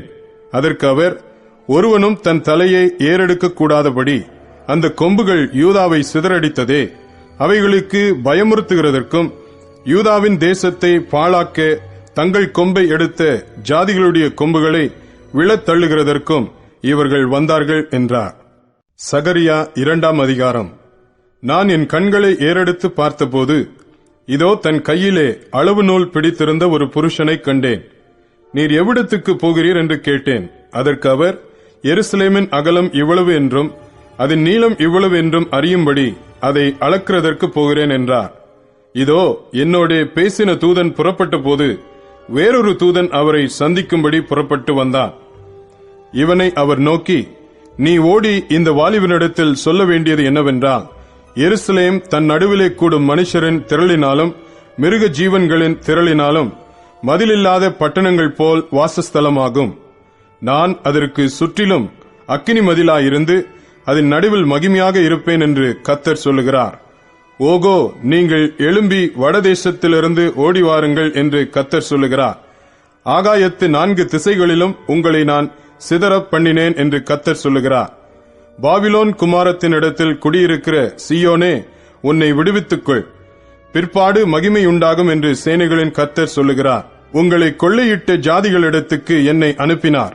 உங்களை தொடுகிறவன் அவருடைய கண்மணியை தொடுகிறான். இதோ நான் என் கையை அவர்களுக்கு விரோதமாக அசைப்பேன். அதனால் அவர்கள் தங்கள் அடிமைகளுக்கு கொள்ளையாவார்கள். அப்பொழுது சேனைகளின் கர்த்தர் என்னை அனுப்பினார் என்று அறிவீர்கள். சீயோன் குமாரத்தியே, கெம்பீரித்து பாடு, இதோ நான் வந்து உன் நடுவில் வாசம் பண்ணுவேன் என்று கர்த்தர் சொல்லுகிறார். அந்நாளிலே அநேகம் ஜாதிகள் கர்த்தரை சேர்ந்து என் ஜனம் ஆவார்கள். நான் உன் நடுவில் வாசமாயிருப்பேன். அப்பொழுது சேனைகளின் கர்த்தர் என்னை உன்னிடத்தில் அனுப்பினார் என்று அறிவாய். கர்த்தர் பரிசுத்த தேசத்திலே யூதாவாகிய தமது பங்கை சுதந்தரித்து திரும்பவும் எருசலேமை தெரிந்து கொள்வார். மாம்சமான சகலமான பேர்களே, கர்த்தருக்கு முன்பாக மௌனமாயிருங்கள். அவர் தமது பரிசுத்த வாசஸ்தலத்திலிருந்து எழுந்தருளினார் என்று சொல் என்றார். சகரியா 3ஆம் அதிகாரம். அவர் பிரதான ஆசாரியனாகிய யோசுவாவை எனக்கு காண்பித்தார். அவன் கர்த்தருடைய தூதனுக்கு முன்பாக நின்றான். சாத்தான் அவனுக்கு விரோதம் செய்ய அவன் வலது பக்கத்திலே நின்றான். அப்பொழுது கர்த்தர் சாத்தானை நோக்கி, கர்த்தர் உன்னை கடிந்து கொள்வாராக. சாத்தானே, எருசலேமை தெரிந்து கொண்ட கர்த்தர் உன்னை கடிந்து கொள்வாராக. இவன் அக்கினி நின்று தப்புவிக்கப்பட்ட கொள்ளி அல்லவா என்றார். யோசுவாவோவெனில் அழுக்கு வஸ்திரம் தரித்தவனாய் தூதனுக்கு முன்பாக நின்றிருந்தான். அவர் தமக்கு முன்பாக நிற்கிறவர்களை நோக்கி, இவன் மேல் இருக்கிற அழுக்கு வஸ்திரங்களை களைந்து போடுங்கள் என்றார். பின்பு அவனை நோக்கி, பார், நான் உன் அக்கிரமத்தை உன்னிலிருந்து நீங்க செய்து உனக்கு சிறந்த வஸ்திரங்களை தரிப்பித்தேன் என்றார். அவன் சிரசின் மேல் சுத்தமான பாகையை வைப்பார்களாக என்றார். அப்பொழுது சுத்தமான பாகையை அவன் சிரசின் மேல் வைத்து அவனுக்கு வஸ்திரங்களை தரிப்பித்தார்கள். கர்த்தருடைய தூதன் அங்கே நின்றார். கர்த்தருடைய தூதன் யோசுவாவுக்கு சாட்சியாக, சேனைகளின் கர்த்தர் உரைக்கிறது என்னவென்றால், நீ என் வழிகளில் நடந்து என் காவலை காத்தால் நீ என் ஆலயத்தில் நியாயம் விசாரிப்பாய், என் பிரகாரங்களையும் காவல் காப்பாய். இங்கே நிற்கிறவர்களுக்குள்ளே உலாவுகிறதுக்கு இடம் நான் உனக்கு கட்டளையிடுவேன். இப்போதும் பிரதான ஆசாரியனாகிய யோசுவாவே, நீ கேள். உனக்கு முன்பாக உட்கார்ந்திருக்கிற உன் தோழரும் கேட்க கடவர்கள். இவர்கள் அடையாளமாயிருக்கிற புருஷர். இதோ கிளை எண்ணப்பட்டவராகிய என் தாசனை நான் வரப்பண்ணுவேன். இதோ நான் யோசுவாவுக்கு முன்பாக வைத்த கல். இந்த ஒரே கல்லின் மேல் 7 கண்களும் வைக்கப்பட்டிருக்கிறது. இதோ நான் அதன் சித்திர வேலையை நிறைவேற்றி இந்த தேசத்தில் அக்கிரமத்தை ஒரே நாளிலே நீக்கி போடுவேன் என்று சேனைகளின் கர்த்தர் சொல்லுகிறார். அந்நாளிலே நீங்கள் ஒருவரையொருவர் திராட்சைச் செடியின் கீழும் அத்திமரத்தின் கீழும் வரவழைப்பீர்கள் என்று சேனைகளின் கர்த்தர் சொல்லுகிறார் என்றார். சகரியா 4ஆம் அதிகாரம். என்னோட பேசின தூதன் திரும்பி வந்து நித்திரை பண்ணுகிற ஒருவனை எழுப்புவது போல் என்னை எழுப்பி, நீ காண்கிறது என்னவென்று கேட்டார். அதற்கு நான், இதோ முழுவதும் பொன்னினால் செய்யப்பட்ட குத்து விளக்கை காண்கிறேன். அதன் உச்சியில் அதன் கிண்ணமும், அதன் மேல் அதன் 7 அகல்களும், அதன் உச்சியில் இருக்கிற அகல்களுக்கு போகிற 7 குழாய்களும் இருக்கிறது. அதன் அருகில் கிண்ணத்திற்கு வலதுபுறமாக ஒன்றும் அதற்கு இடதுபுறமாக ஒன்றும் ஆக 2 ஒலிவ மரங்கள் இருக்கிறது என்றேன். நான் என்னோட பேசின தூதனை நோக்கி, ஆண்டவனே, இவைகள் என்னவென்று கேட்டேன். என்னோட பேசின தூதன் மறுமொழியாக, இவைகள் இன்னதென்று உனக்கு தெரியாதா என்றார். ஆண்டவனே, எனக்கு தெரியாது என்றேன். அப்பொழுது அவர், செருபாபேலுக்கு சொல்லப்படுகிற கர்த்தருடைய வார்த்தை என்னவென்றால், பலத்தினாலும் அல்ல, பராக்கிரமத்தினாலும் அல்ல, என்னுடைய ஆவியினாலேயே ஆகும் என்று சேனைகளின் கர்த்தர் சொல்லுகிறார். பெரிய பர்வதமே, நீ எம்மாத்திரம்? செருபாபேலுக்கு முன்பாக நீ சமபூமியாவாய். தலைக்கல்லை அவன் கொண்டு வருவான். அதற்கு கிருபையுண்டாவதாக, கிருபையுண்டாவதாக என்று ஆர்ப்பரிப்பார்கள் என்றார். பின்னும் கர்த்தருடைய வார்த்தை எனக்கு உண்டாகி, அவர், செருபாபேலின் கைகள் இந்த ஆலயத்துக்கு அஸ்திபாரம் போட்டது. அவன் கைகளே இதை முடித்து தீர்க்கும். அதனால் சேனைகளின் கர்த்தர் என்னை உங்களிடத்திற்கு அனுப்பினார் என்று அறிவாய். அற்பமான ஆரம்பத்தின் நாளை யார் அசட்டை பண்ணலாம்?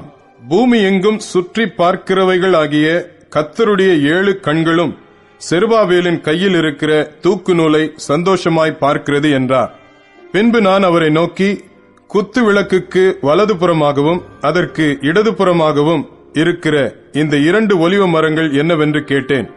மறுபடியும் நான் அவரை நோக்கி, 2 பொற்குழாய்களின் வழியாய் தொங்கி பொன்னிறமான எண்ணெயை தங்களிலிருந்து இறங்க பண்ணுகிறவைகளாகிய ஒலிவ மரங்களின் 2 கிளைகள் என்னவென்று கேட்டேன். அதற்கு அவர், இவைகள் இன்னதென்று உனக்கு தெரியாதா என்றார். ஆண்டவனே, எனக்கு தெரியாது என்றேன். அப்பொழுது அவர், இவைகள் 2 சர்வலோகத்துக்கும் ஆண்டவராயிருக்கிறவரின் சமூகத்தில் நிற்கிற அபிஷேகம் பெற்றவர்கள் என்றார். சகரியா 5ஆம் அதிகாரம். நான் திரும்பவும் என் கண்களை ஏறெடுத்து பார்க்கையில், இதோ பறக்கிற ஒரு புஸ்தக சுருளை கண்டேன். தூதன், நீ காண்கிறது என்னவென்று கேட்டார். பறக்கிற ஒரு புஸ்தக சுருளை காண்கிறேன்.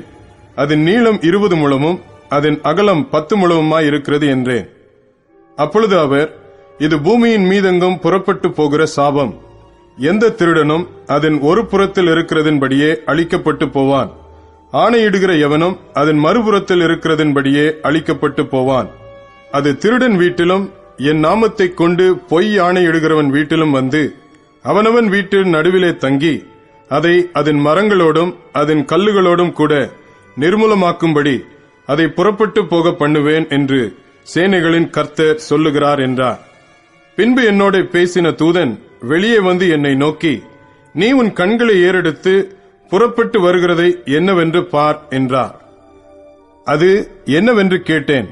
அதற்கு அவர், அது புறப்பட்டு வருகிறதாகிய ஒரு மரக்கால் என்றார். பின்னும் அவர், பூமி எங்கும் இதுதான் அவர்களுடைய கண்ணோக்கம் என்றார். இதோ ஒரு தாலந்து நிறையான ஈய மூடி தூக்கி வரப்பட்டது. மரக்காலின் நடுவிலே ஒரு ஸ்திரீ உட்கார்ந்திருந்தாள். அப்பொழுது அவர், இவள் அக்கிரமக்காரி என்று சொல்லி அவளை மரக்காலுக்குள்ளே தள்ளி ஈயக்கட்டியை அதன் வாயிலே போட்டார். அப்பொழுது நான் என் கண்களை ஏறெடுத்து, இதோ புறப்பட்டு வருகிற 2 ஸ்திரீகளை கண்டேன். அவர்களுக்கு நாரையின் செட்டைகளுக்கொத்த செட்டைகள் இருந்தது. அவர்கள் செட்டைகளில் காற்றிருந்தது. இவர்கள் மரக்காலை பூமிக்கும் வானத்துக்கும் நடுவாய் தூக்கி கொண்டு போனார்கள். நான் என்னோட பேசின தூதனை நோக்கி, இவர்கள் மரக்காலை எங்கே கொண்டு போகிறார்கள் என்று கேட்டேன். அதற்கு அவர், சினையார் தேசத்திலே அதற்கு ஒரு வீட்டை கட்டும்படிக்கு அதை கொண்டு போகிறார்கள்.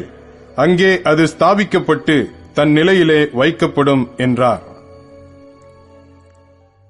சகரியா 6ஆம் அதிகாரம். நான் திரும்பவும் என் கண்களை ஏறெடுத்து, இதோ 2 பர்வதங்களின் நடுவாக புறப்பட்டு வருகிற 4 ரதங்களை கண்டேன். அந்த பர்வதங்கள் வெண்கல பர்வதங்களாயிருந்தன. 1ஆம் ரதத்தில் சிவப்பு குதிரைகளும், 2ஆம் ரதத்தில் கருப்பு குதிரைகளும், 3ஆம் ரதத்தில் வெள்ளை குதிரைகளும், 4ஆம் ரதத்தில் புள்ளி புள்ளியான சிவப்பு குதிரைகளும் பூட்டியிருந்தன. நான் என்னோட பேசின தூதனை நோக்கி, ஆண்டவனே, இவைகள் என்னவென்று கேட்டேன். அந்த தூதன் எனக்கு பிரதியுத்தரமாக, இவைகள் சர்வலோகத்துக்கும் ஆண்டவராயிருக்கிறவருடைய சமூகத்தில் நின்று புறப்படுகிற வானத்தினுடைய 4 ஆவிகள் என்றார். ஒன்றில் பூட்டப்பட்டிருந்த கருப்பு குதிரைகள் வடதேசத்துக்கு புறப்பட்டு போயின. வெண்மையான குதிரைகள் அவைகளின் பின்னாலே புறப்பட்டு போயின. புள்ளி புள்ளியான குதிரைகள் தென் தேசத்துக்கு புறப்பட்டு போயின. சிவப்பு குதிரைகளோவென்றால் புறப்பட்டு போய் பூமியிலே சுற்றித் திரியும்படி கேட்டுக்கொண்டன.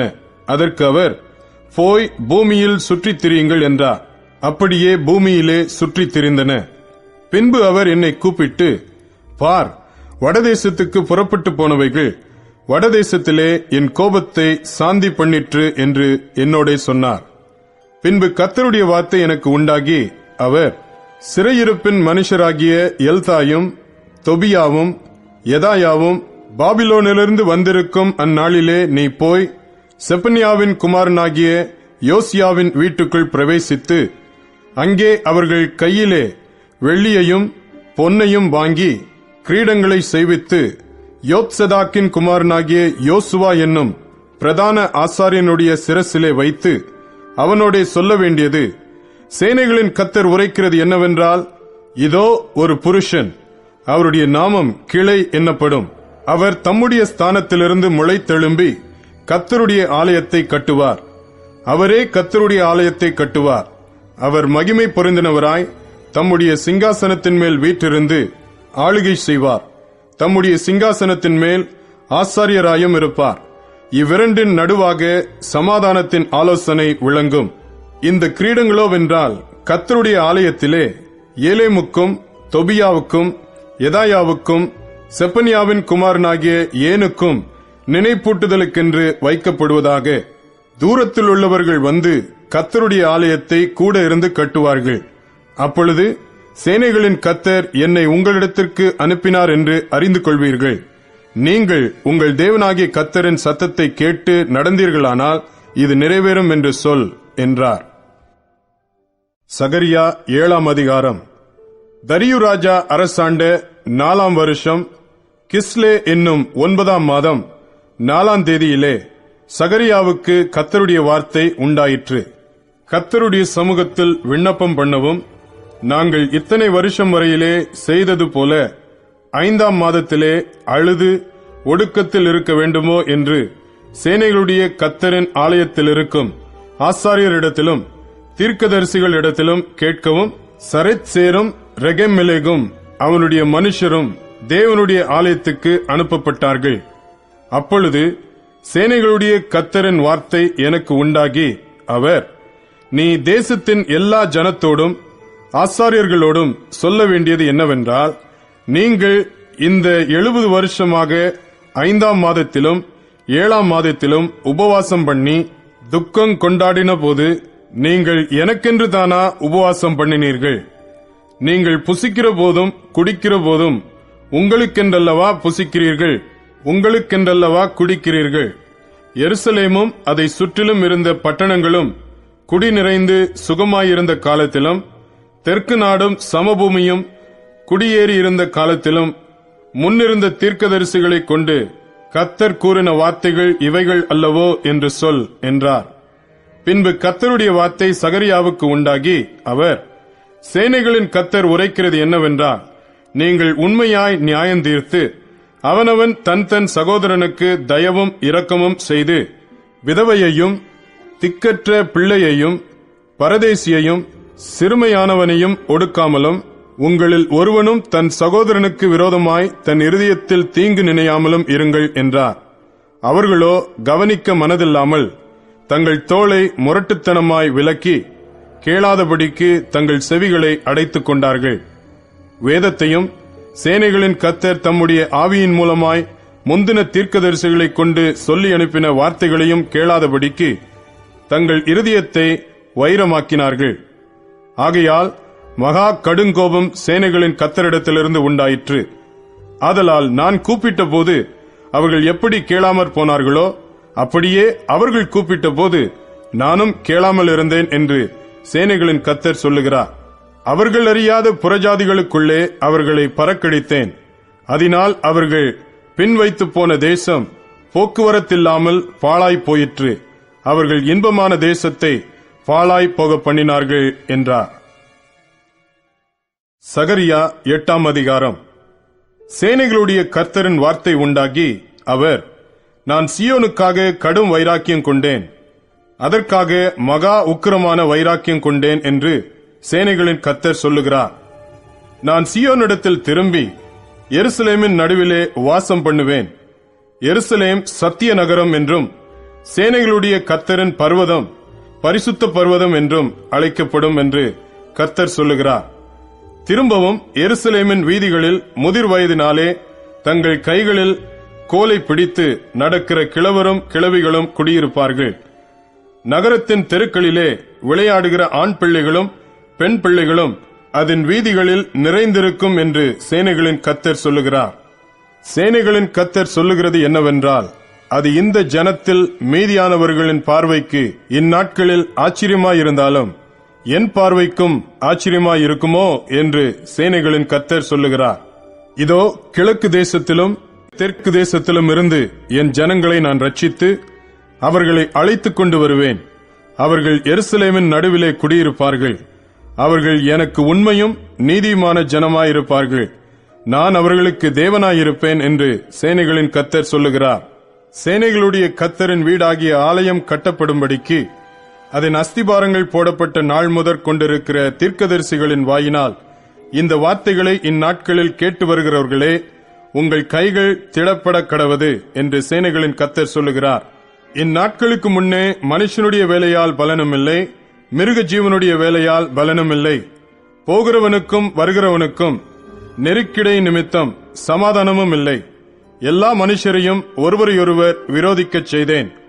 இப்போதோ இந்த ஜனத்தில் மீதியானவர்களுக்கு நான் முந்தின நாட்களில் இருந்தது போல இருக்க மாட்டேன் என்று சேனைகளின் கர்த்தர் சொல்லுகிறார். விதைப்பு சமாதானம் உள்ளதாயிருக்கும்.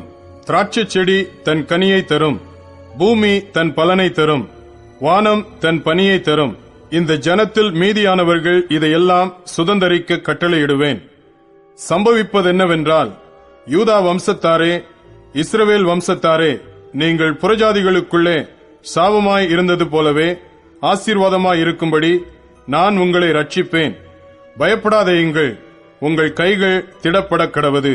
சேனைகளின் கர்த்தர் சொல்லுகிறது என்னவென்றால், உங்கள் பிதாக்கள் எனக்கு கோபமூட்டின போது நான் உங்களை தண்டிக்க நினைத்து மனம் மாறாமல் இருந்தது போல இந்நாட்களில் எருசலேமுக்கும் யூதாவுக்கும் நன்மை செய்யும்படி திரும்ப நினைத்தேன்.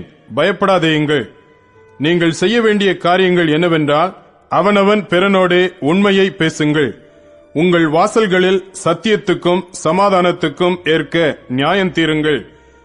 ஒருவனும் பிறனுக்கு விரோதமாய் தன் இருதயத்தில் தீங்கு நினையாமலும் பொய் யானையின் மேல் பிரியப்படாமலும் இருங்கள். இவைகளெல்லாம் நான் வெறுக்கிற காரியங்கள் என்று கர்த்தர் சொல்லுகிறார். சேனைகளுடைய கர்த்தரின் வார்த்தை எனக்கு உண்டாகி, அவர் 4ஆம் மாதத்தின் உபவாசமும் 5ஆம் மாதத்தின் உபவாசமும் 7ஆம் மாதத்தின் உபவாசமும் 10ஆம் மாதத்தின் உபவாசமும் யூதா வம்சத்தாருக்கு மகிழ்ச்சியாகவும் சந்தோஷமாகவும் நல்ல பண்டிகைகளாகவும் மாறிப்போகும். ஆகையால் சத்தியத்தையும் சமாதானத்தையும் சிநேகியுங்கள் என்று சேனைகளின் கர்த்தர் சொல்லுகிறார். இன்னும் ஜனங்களும் அநேகம் பட்டணங்களின் குடிகளும் வருவார்கள் என்று சேனைகளின் கர்த்தர் சொல்லுகிறார். ஒரு பட்டணத்தின் குடிகள் மறு பட்டணத்தின் குடிகளிடத்தில் போய், நாம் கர்த்தருடைய சமூகத்தில் விண்ணப்பம் பண்ணவும் சேனைகளின் கர்த்தரை தேடவும் தீவிரித்து போவோம், வாருங்கள், நாங்களும் போவோம் என்று சொல்லுவார்கள். அநேக ஜனங்களும் பலத்த ஜாதிகளும் எருசலேமிலே சேனைகளின் கர்த்தரை தேடவும் கர்த்தருடைய சமூகத்தில் விண்ணப்பம் பண்ணவும் வருவார்கள்.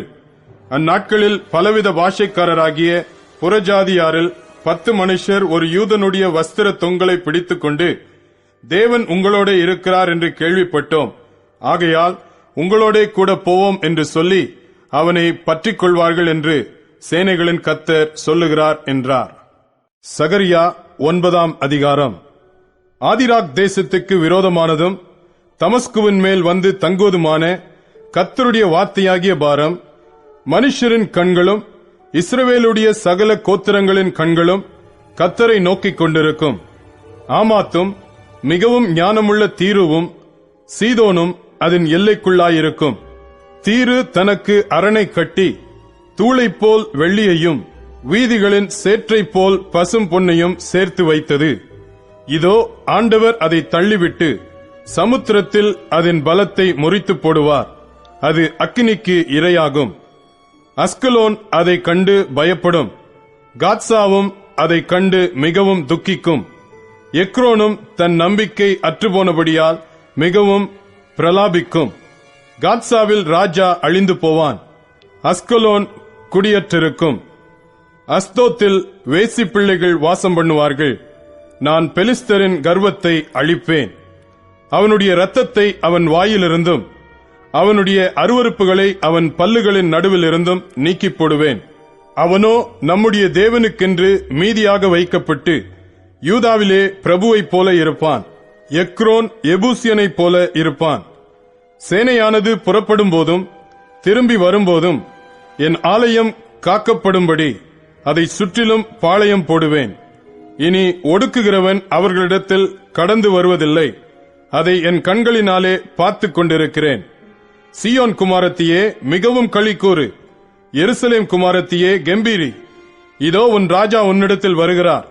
அவர் நீதியுள்ளவரும் ரட்சிக்கிறவரும் தாழ்மையுள்ளவரும் கழுதையின் மேலும் கழுதை குட்டியாகிய மரியின் மேலும் ஏறி வருகிறவருமாயிருக்கிறார். எப்ராயிமினின்று ரதங்களையும் எருசலேமினின்று குதிரைகளையும் அற்றுப்போக பண்ணுவேன். யுத்த வில்லும் இல்லாமற் போகும். அவர் ஜாதிகளுக்கு சமாதானம் கூறுவார். அவருடைய ஆளுகை ஒரு சமுத்திரம் தொடங்கி மறு சமுத்திரம் வரைக்கும், நதி தொடங்கி பூமியின் எல்லைகள் பரியந்தமும் செல்லும். உனக்கு நான் செய்வதென்னவென்றால், தண்ணீர் இல்லாத குழியிலே அடைபட்டிருக்கிற உன்னுடையவர்களை நான் உன் உடன்படிக்கையின் இரத்தத்தினாலே விடுதலை பண்ணுவேன். நம்பிக்கையுடைய சிறைகளே, அரணுக்கு திரும்புங்கள். இரட்டிப்பான நன்மையை தருவேன், இன்றைக்கே தருவேன். நான் எனக்கென்று யூதாவை நாணேற்றி எப்ராயிமிலே வில்லை நிரப்பி சியோனே, உன் புத்திரரை கிரேக்கு தேச புத்திரருக்கு விரோதமாக எழுப்பி உன்னை பராக்கிரமசாலியின் பட்டயத்துக்கு ஒப்பாக்குவேன். அவர்கள் பட்சத்தில் கர்த்தர் காணப்படுவார். அவருடைய அம்பு மின்னலைப் போல புறப்படும். கர்த்தராகிய ஆண்டவர் எக்காலம் ஊதி தென் திசை சுழல் காற்றுகளோடு நடந்து வருவார். சேனைகளின் கர்த்தர் அவர்களை காப்பாற்றுவார். அவர்கள் பட்சித்து கவன் கற்களால் கீழ்ப்படுத்திக் கொள்வார்கள். அவர்கள் குடித்து களிப்பினால் ஆரவாரிப்பார்கள். பான பாத்திரங்கள் போலவும் பலிபீடத்தின் கோடிகளைப் போலவும் நிறைந்திருப்பார்கள். அந்நாளில் அவர்களுடைய தேவனாகிய கர்த்தர் தம்முடைய ஜனமான மந்தையாகி அவர்களை ரட்சிப்பார். அவர்கள் அவருடைய தேசத்தில் ஏற்றப்பட்ட கொடிகளின் கிரீடத்தில் பதிந்திருப்பார்கள். அவருடைய காருண்யம் எத்தனை பெரியது! அவருடைய சௌந்தரியம் எத்தனை பெரியது! தானியம் வாலிபரையும் புது திராட்சரசம் கன்னிகைகளையும் வளர்க்கும். சகரியா 10ஆம் அதிகாரம். பின்மாரி காலத்து மழையை கர்த்தரிடத்தில் வேண்டிக் கொள்ளுங்கள். அப்பொழுது கர்த்தர் மின்னல்களை உண்டாக்கி வயல்வெளியில் அவரவருக்கு பயிருண்டாக அவர்களுக்கு மழையை கட்டளையிடுவார். சுரூபங்கள் அபத்தமானதை சொல்லிற்று. குறி சொல்லுகிறவர்கள் பொய்யை தரித்தார்கள். சொப்பனக்காரர் வீணானதை சொல்லி வியத்தமாக தேற்றரவு பண்ணினார்கள். ஆகையால் ஜனங்கள் ஆடுகளைப் போல சிதறி மேய்ப்பன் இல்லாததினால் சிறுமைப்பட்டார்கள். மேய்ப்பருக்கு விரோதமாக என் கோபம் மூண்டது. கடாக்களை தண்டித்தேன். சேனைகளின் கர்த்தர் யூதா வம்சத்தாராகிய தமது மந்தையை விசாரித்து அவர்களை யுத்தத்திலே தமது சிறந்த குதிரையாக நிறுத்துவார். அவர்களிலிருந்து கோடிக்கல்லும் அவர்களிலிருந்து கூடார முளையும் அவர்களிலிருந்து யுத்த வில்லும் வரும். அவர்களிலிருந்து ஆளுகிற யாவரும் ஏகமாய் புறப்படுவார்கள். அவர்கள் யுத்தத்திலே தங்கள் சத்துருக்களை வீதிகளின் சேற்றில் மிதிக்கிற பராக்கிரமசாலிகளைப் போல இருந்து யுத்தம் பண்ணுவார்கள். கர்த்தர் அவர்களோட கூட இருப்பார். குதிரைகளின் மேல் ஏறி வருகிறவர்கள் வெட்கப்படுவார்கள். நான் யூதா வம்சத்தாரை பலப்படுத்தி யோசேப்பு வம்சத்தாரை ரட்சித்து அவர்களை திரும்ப நிலைக்க பண்ணுவேன். நான் அவர்களுக்கு இறங்கினேன். அவர்கள் என்னால் ஒரு காலம் தள்ளிவிடப்படாதவர்களைப் போல் இருப்பார்கள். நான் அவர்களுடைய தேவனாகிய கர்த்தர். நான் அவர்களுக்கு செவி கொடுப்பேன். எப்ராயிமர் பராக்கிரமரைப் போல இருப்பார்கள். மதுபானத்தால் களிப்பது போல அவர்களுடைய இருதயம் களிக்கும். அவர்களுடைய பிள்ளைகளும் அதை கண்டு மகிழ்வார்கள். அவர்கள் இருதயம் கர்த்தருக்குள் களிகூரும். நான் அவர்களை பார்த்து பயில் போட்டு அவர்களை கூட்டிக் கொள்ளுவேன். அவர்களை மீட்டுக் கொண்டேன். அவர்கள் பெருகி இருந்தது போலவே பெருகி போவார்கள். நான் அவர்களை ஜனங்களுக்குள்ளே இறைத்த பின்பு அவர்கள் தூர தேசங்களிலே என்னை நினைத்து தங்கள் பிள்ளைகளோடும் கூட பிழைத்து திரும்புவார்கள்.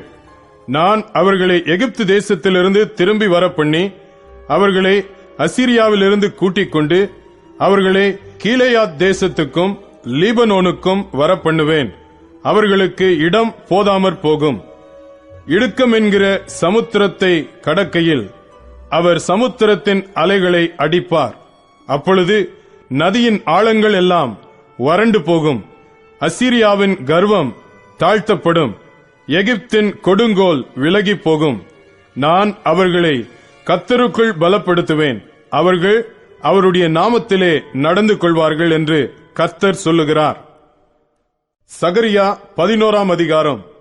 லீபனோனே, அக்கினி உன் கேதுரு மரங்களை பட்சிக்கும்படி உன் வாசல்களை திற. தேவதாரு விருட்சங்களே புலம்புங்கள். கேதுரு மரங்கள் விழுந்ததே, பிரபலமானவைகள் பாழாக்கப்பட்டன. பாசானின் கர்வாலி மரங்களே புலம்புங்கள். அரணுள்ள சோலை கீழே தள்ளப்பட்டது. மேய்ப்பர்களின் மகிமை அழிந்து போனபடியால் அவர்கள் அலறுகிற சத்தம் கேட்கப்படுகிறது.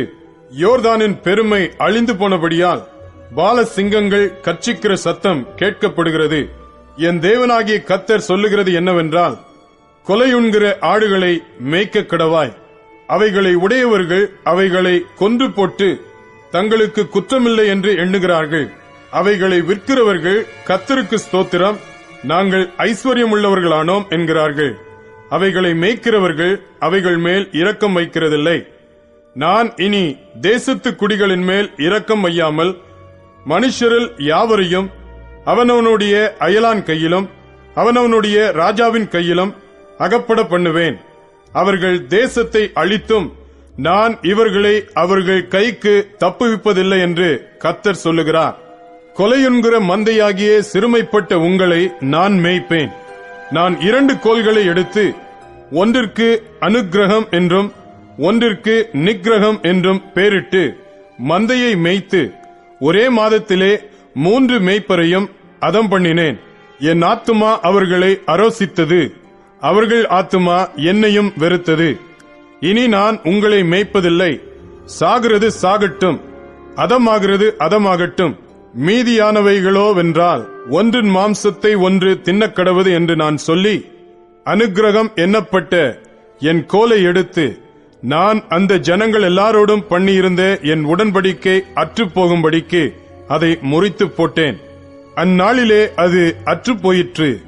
அப்படியே மந்தையில் எனக்கு காத்திருந்த சிறுமைப்பட்டவைகள் அது கர்த்தருடைய வார்த்தை என்று அறிந்து கொண்டன.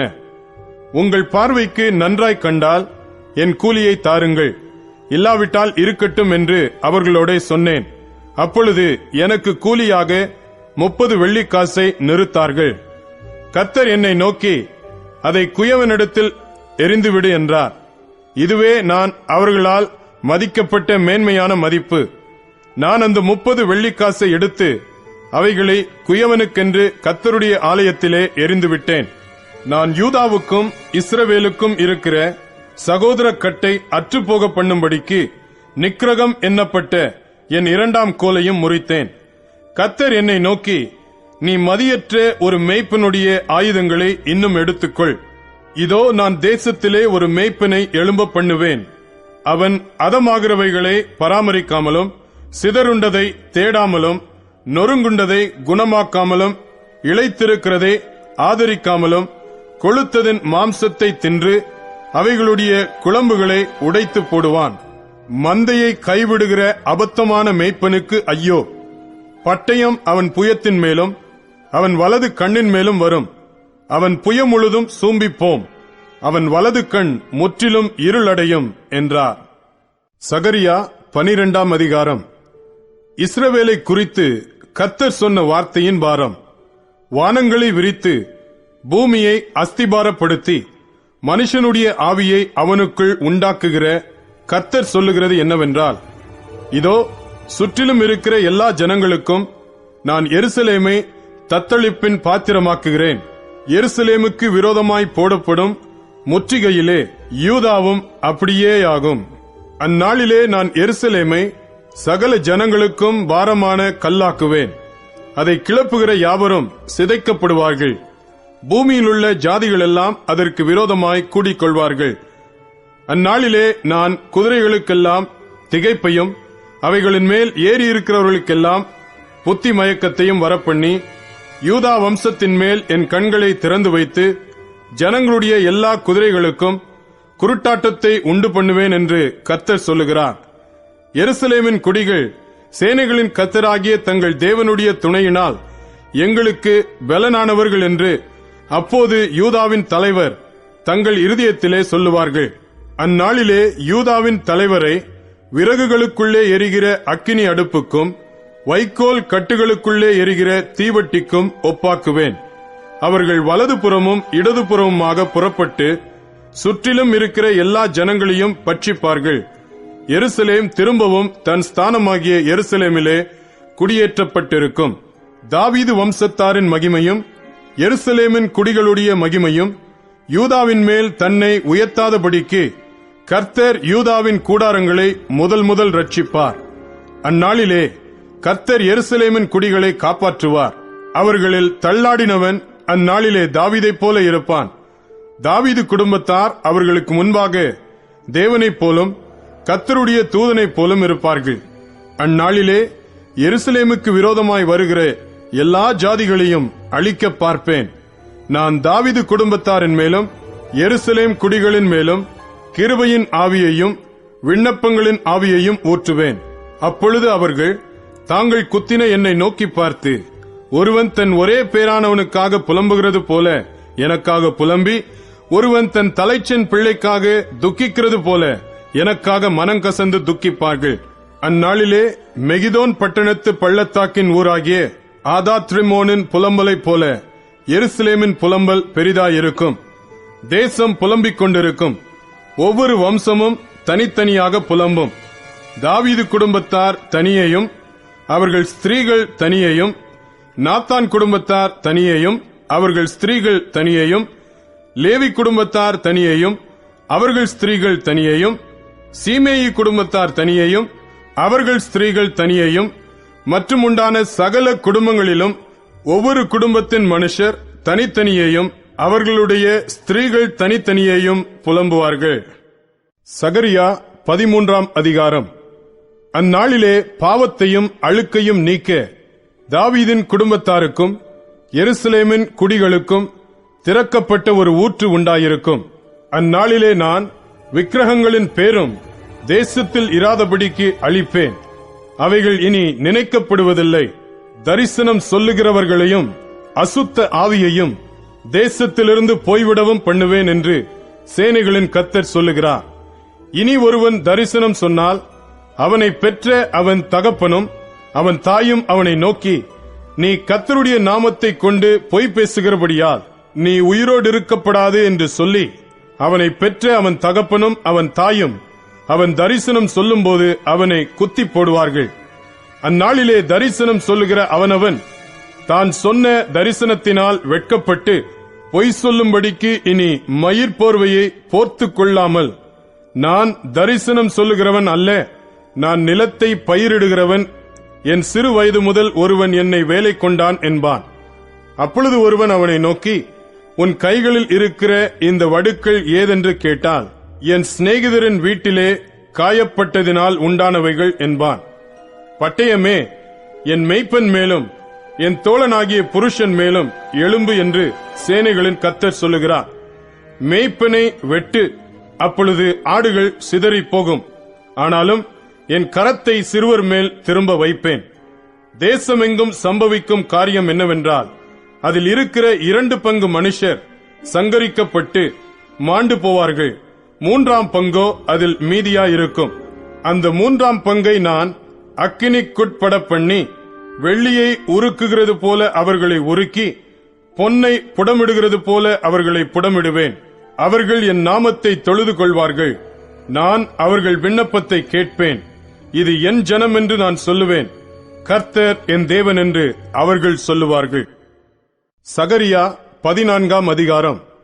இதோ கர்த்தருடைய நாள் வருகிறது. உன்னில் கொள்ளையானது உன் நடுவிலே பங்கிடப்படும். எருசலேமுக்கு விரோதமாக யுத்தம் பண்ண சகல ஜாதிகளையும் கூட்டுவேன். நகரம் பிடிக்கப்படும், வீடுகள் கொள்ளையாகும், ஸ்திரீகள் அவமானப்படுவார்கள். நகரத்தாரில் பாதி மனுஷர் சிறைப்பட்டு போவார்கள். மீதியான ஜனமோ நகரத்தை விட்டு அறுப்புண்டு போவதில்லை. கர்த்தர் புறப்பட்டு யுத்த நாளிலே போராடுவது போல் அந்த ஜாதிகளோடு போராடுவார். அந்நாளிலே அவருடைய பாதங்கள் கிழக்கே எருசலேமுக்கு எதிரே இருக்கிற ஒலிவ மலையின் மேல் நிற்கும். அப்பொழுது மகா பெரிய பள்ளத்தாக்கு உண்டாகும்படி ஒலிவமலை தன் நடு மையத்திலே கிழக்கு மேற்காய் எதிராக பிளந்து போம். அதனாலே ஒரு பாதி வடபக்கத்திலும் ஒரு பாதி தென் பக்கத்திலும் சாயும். அப்பொழுது என் மலைகளின் பள்ளத்தாக்கு வழியாய் ஓடிப்போவீர்கள். மலைகளின் பள்ளத்தாக்கு ஆத்சால் மட்டும் போகும். நீங்கள் யூதாவின் ராஜாவாகிய உசியாவின் நாட்களில் பூமி அதிர்ச்சிக்கு தப்பி ஓடிப்போனது போல ஓடிப்போவீர்கள். என் தேவனாகிய கர்த்தர் வருவார். தேவரீரோடே எல்லா பரிசுத்தவான்களும் வருவார்கள். அந்நாளில் வெளிச்சம் இல்லாமல் ஒருவேளை பிரகாசமும் ஒருவேளை மப்புமாயிருக்கும். ஒரு நாள் உண்டு, அது கர்த்தருக்கு தெரிந்தது. அது பகலும் அல்ல இரவும் அல்ல, ஆனாலும் சாயங்காலத்திலே வெளிச்சம் உண்டாகும். அந்நாளிலே ஜீவ தண்ணீர்கள் எருசலேமிலிருந்து புறப்பட்டு பாதி கிழக்கு சமுத்திரத்துக்கும் பாதி மேற்கு சமுத்திரத்துக்கும் போய் மாரி காலத்துக்கும் கோடை காலத்துக்கும் இருக்கும். அப்பொழுது கர்த்தர் பூமியின் மீதெங்கும் ராஜாவாய் இருப்பார். அந்நாளில் ஒரே கர்த்தர் இருப்பார். அவருடைய நாமமும் ஒன்றாயிருக்கும். தேசமெல்லாம் கேபா தொடங்கி எருசலேமுக்கு தெற்கே இருக்கிற ரிம்மோன் வரைக்கும் சமபூமியாக திருத்தப்படும்.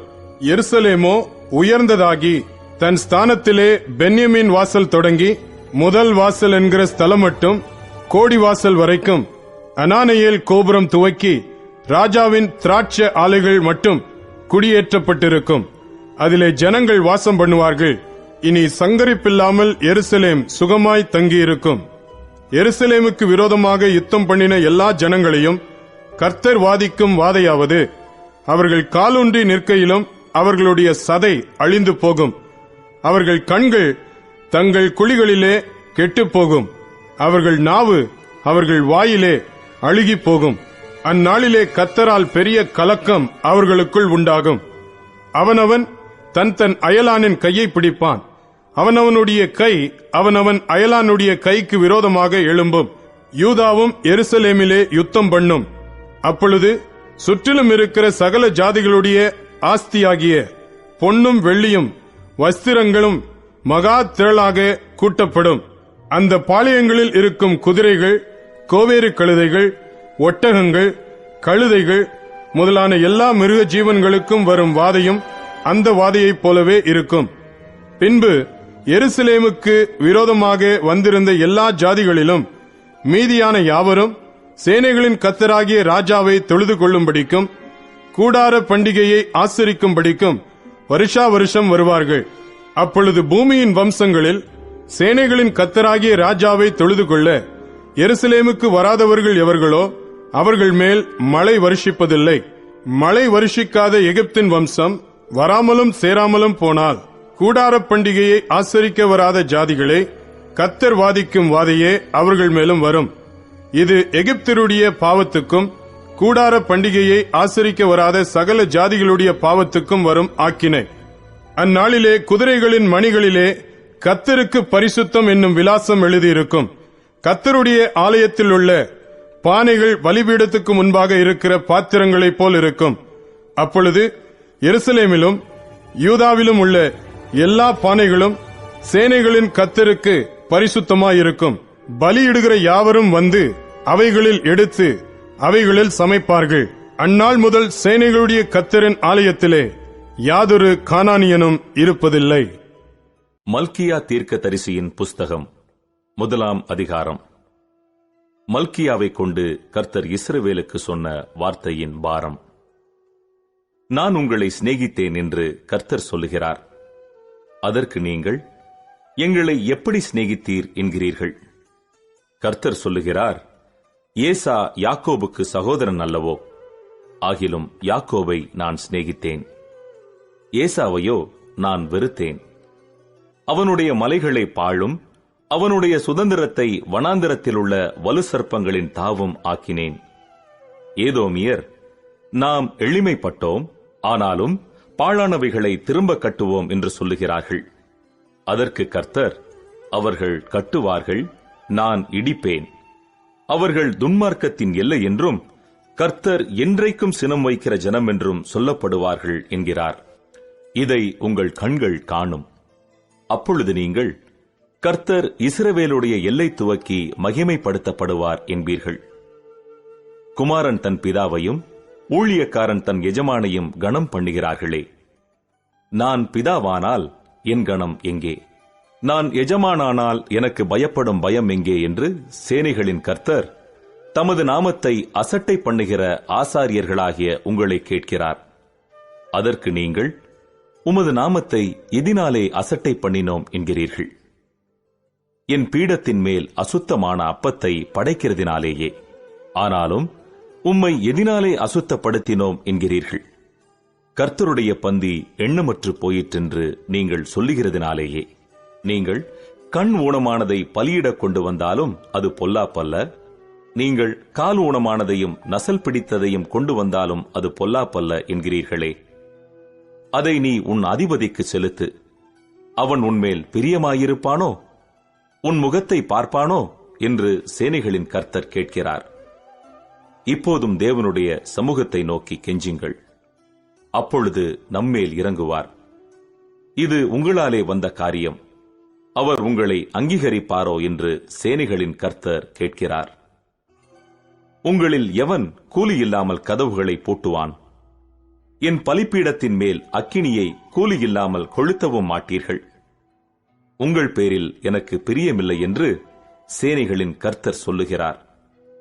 உங்கள் கைகளில் உள்ள காணிக்கை எனக்கு உகந்ததல்ல. சூரியன் உதிக்கிற திசை தொடங்கி அது அஸ்தமிக்கிற திசை வரைக்கும் என் நாமம் ஜாதிகளுக்குள்ளே மகத்துவமாயிருக்கும். எல்லா இடங்களிலும் என் நாமத்துக்கு தூபமும் சுத்தமான காணிக்கையும் செலுத்தப்படும். என் நாமம் ஜாதிகளுக்குள்ளே மகத்துவமாயிருக்கும் என்று சேனைகளின் கர்த்தர் சொல்லுகிறார்.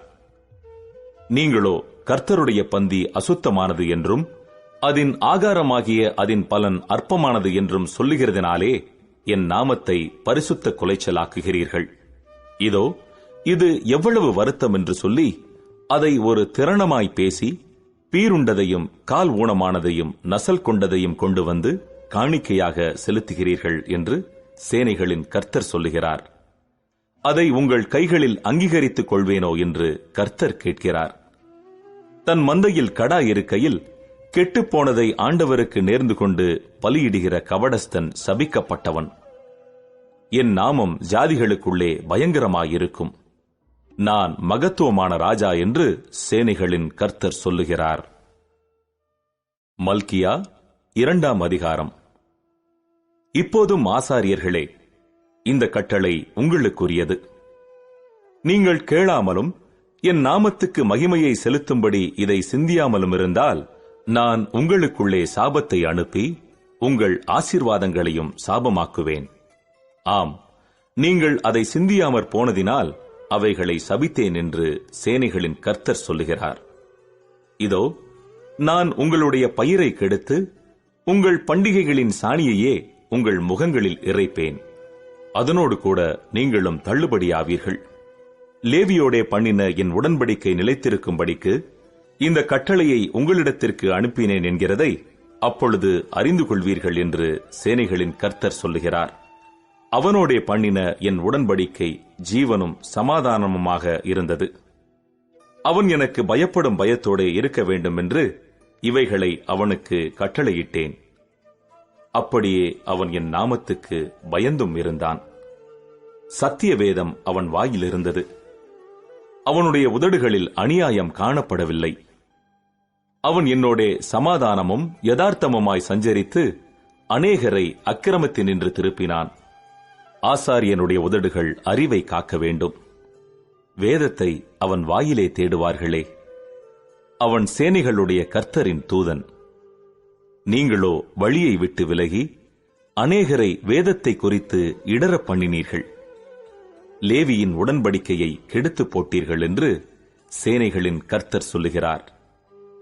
நீங்கள் என் வழிகளை கைக்கொள்ளாமல் வேதத்தை குறித்து பட்சபாதம் பண்ணினபடியினால் நானும் உங்களை எல்லா ஜனத்துக்கு முன்பாகவும் அற்பரும் நீசரும் ஆக்கினேன்.